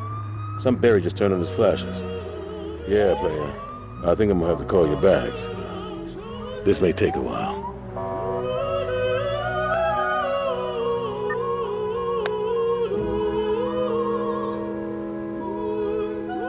Just say the word.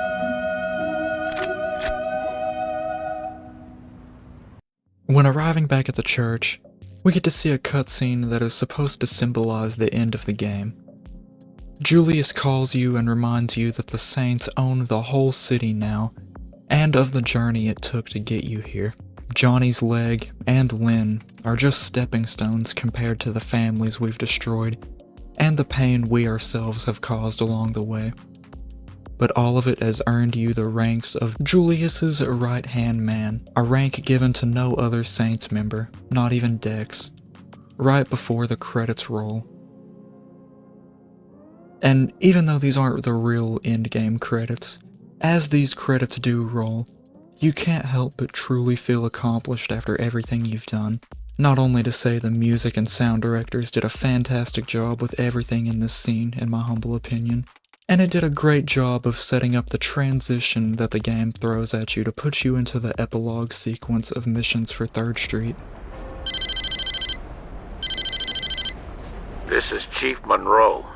If you want Julius back, listen to what I've got to say. Now, that stunt you pulled downtown with a rocket launcher cost my associates and I quite a bit of money. Now, I may not be an honest man, but I'm a fair one. So rather than turn Saints Row into a parking lot, I'm gonna let you work off what you owe me. There's a mayoral campaign going on, and I want one of the candidates taken off the ballot. Marshal Winslow is in his campaign bus right now, and he has an appointment with the northbound. Park that bus on the train tracks tonight, or you'll find Julius's body floating in the river tomorrow. Don't disappoint me. In the previous scene, Julius was pulled over, and this mission starts off with a call from Chief Monroe. He says that if we want to get Julius back, we have to work for him. The Saints have been gaining a lot of attention now that the city is pretty much theirs, and mainly attention from the press and media now more than ever.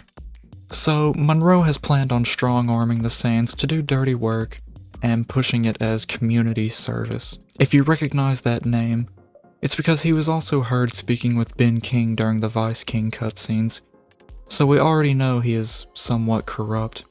He is also voiced by the late, great Ray Liotta. And our first victim of Monroe's evil wishes happens to be Marshal Winslow, who is running in the Stillwater mayoral campaign, which makes our first call to action hijacking his campaign bus and conveniently parking it on some railroad tracks, letting fate decide his, fate.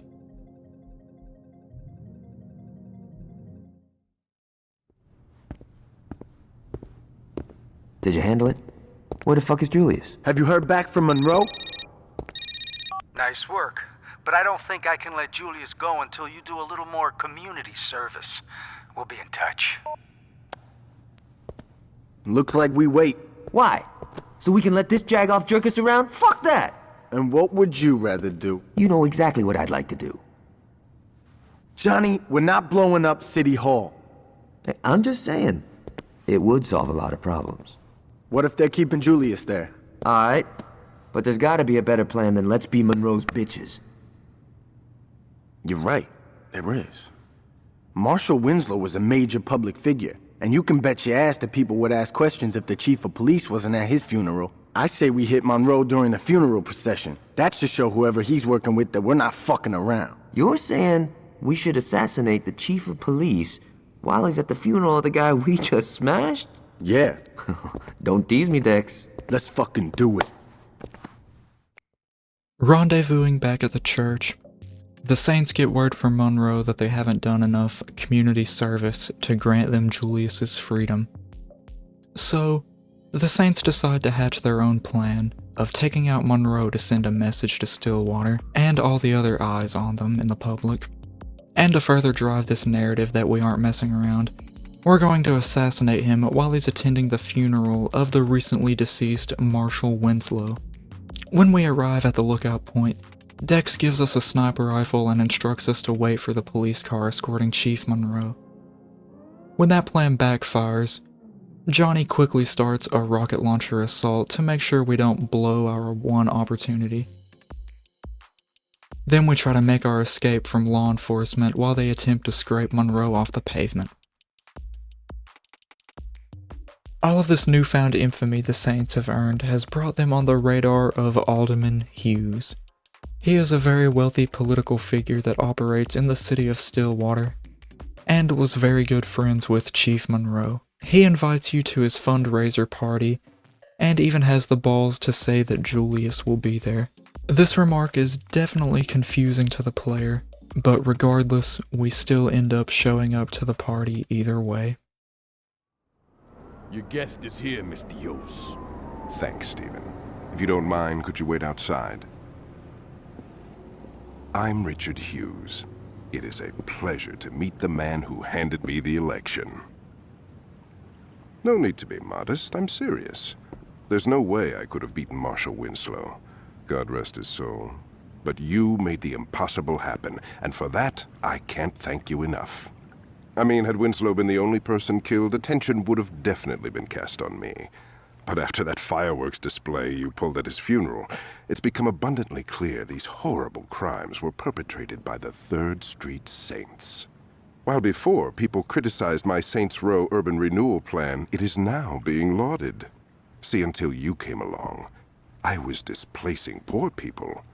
Now, I'm destroying a hotbed of gang activity. What can I say? The public is fickle. Champagne. As you get older, you quickly learn that there are only 2 types of people in this world. Race, money, gender, none of this matters. At the end of the day, you're either a winner or a loser. Now, the sad truth about our situation is that in order for me to be a winner, I have to level your neighborhood and salt the earth. Hold on for a moment. Stephen, could you come in here? Where was I? Oh yes, salting the earth. Now I suppose I could try to pay you off, but really, what's the point? You just say no. Or in your case, stand there looking intimidating and we'd be right back to where we started. So I figured I'd cut the middleman and get right to the point. Yo, can you speed this shit up? I want to go to Freckle Bitches. You're going to die here, son. Make no mistake about that. But if it makes it any easier on you, I'll be sure to thank you in my acceptance speech. Now, if you'll excuse me, I have a party to...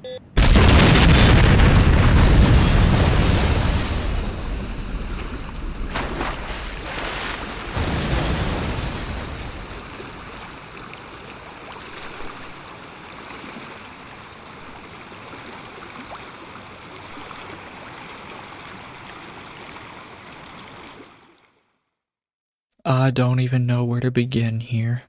First off, we finally get to meet face to face with the alderman, Richard Hughes. He has purposely invited you here so that he can give his thanks to you in the form of an evil villain speech. During this, he slowly explains how our actions as of recent have single-handedly won him the election and cast an even more bad light on the 3rd Street Saints in the eye of the public. His monologue continues as the game showcases us how the Saints have affected the previous gangs that ruled the city. Then we get to see Julius walk off, and shockingly, Troy was revealed to be a secret police informant. Just before the player interrupts Hughes with his last voice line. Then almost immediately after, the yacht we're on explodes and the player is left dumbfounded. The credits roll for real this time, as we get to see the fiery shipwreck that we were just on. I know that there are other Saints Row games now, and this isn't my first time playing this game, so I wasn't surprised, but I couldn't imagine how cool this was to experience back in 2006 when it originally came out. One thing I really enjoy is how it throws all of those confusing plot points at you right before the true ending of the game, leaving the player the ability to just interpret what all was unfolded in many different ways. It's clear that Troy was undercover the whole time, and it explains it in some of those plot points and past missions that I pointed out earlier in the video. But the real question is what went down with Julius. The last we heard from him was him getting pulled over by the police. Then we get a shot of him walking away from the boat we were just on minutes before it blew up. So many things can be questioned, but my main one is, did Julius know we were about to be set up? Or, matter of fact, did he set us up? After all that we've been through and him promoting us to his right-hand man? It doesn't really make sense to me, but no matter what, it doesn't stop the player from attending that tragic boating event. At the near end of the credits, we can hear a cool little news report that says there are no survivors reported in the explosion. This just into the newsroom. A deadly explosion has rocked the waterfront. Our Jane Valderrama is already at the scene. Jack, waterfront residents and the press, who were setting up their cameras and microphones to cover the gala fundraiser scheduled for mayoral candidate Hugh's campaign, were treated to an amazing sight a few moments ago as the yacht registered to the alderman exploded in a shower of brass and mahogany. We were a safe distance away, so no one here was injured, as far as we can tell, but we have no word as to who, if anyone, was actually aboard. We don't know how this happened, why this happened, or even who was on the boat, if anyone, as no survivors have been located. I was inside the press tent when it happened. We even get booted back to the title screen to further drive the fact that we, the player, have died at the end of the game. And looking back, that's probably why it had us save our game and stressed that so much before we started that final mission. A few months ago, I wanted to bring something new to my channel, in the form of a series or something like that. So I decided to start my own little retrospective series and document my playthrough of some fun games here and there. I have to say though, I don't think I could have picked a better game to start with than Saints Row. Not only do I have a lot of nostalgia for this game, but replaying it for the past 2 months has been more of a blast than I anticipated. Sure, there were some times where I got frustrated and had to stop playing for a sec, but this game is honestly such a well-crafted masterpiece that manages to hold up to today's standards in some areas and even outperform some games of today. So I can personally look past its very few flaws and frustrations. There are also some things I've left out of the video because I wasn't sure on how to categorize them, but I'll list them off now real quick. After Lynn's death, you can dial an Easter egg phone number and unlock her as a zombie homie. This can only be done right after the Rollerz mission that she died in is completed, and I forgot to do it while recording the footage for this video, but whoever's I do end up using will be linked in the description below, and thanks to them. Collectibles in the form of music discs are scattered around the map, and in my opinion, this is a neat way to showcase the game's soundtrack by unlocking a secret song, if you seek out and collect all 60 of them. One thing this game lacks is motorcycles, and I didn't really notice it until my final hours of driving around the city. And for the record, I didn't happen to use any of them, but this being an old classic game means it obviously comes with cheat codes you can enter via your cell phone in the pause screen. And one final thing before I move on to my final statement. This game runs on a day and night cycle, and civilian AI interacts with each other differently based on the current time. I thought this was something kinda simple that you see in a lot of video games nowadays, but keep in mind this was very unique for a game back in 2006. During my replay of Saints Row, I feel like I was able to pick up on a lot more things than I ever did before. Maybe it was because I was in the mindset of trying to analyze every little detail about everything, but whatever it was, it caused me to enjoy the game more than I ever have before. I got to experience the grind of a street gang all the way from the bottom of the trenches to the top of the town living in mansions. This game managed to blend together thought-provoking writing with established names and added a pinch of unique gameplay. All of it combined to birth a franchise that has no doubt impacted the lives of some gamers. But more importantly, it impacted me. There's not really a lot of things I can say here without listing off things I've already mentioned and repeating myself a little bit. So, if you've never played Saints Row 2006, I strongly urge you to give this gem a try. And if you've happened to make it this far into the video, thank you from the bottom of my heart for watching, and that was Saints Row.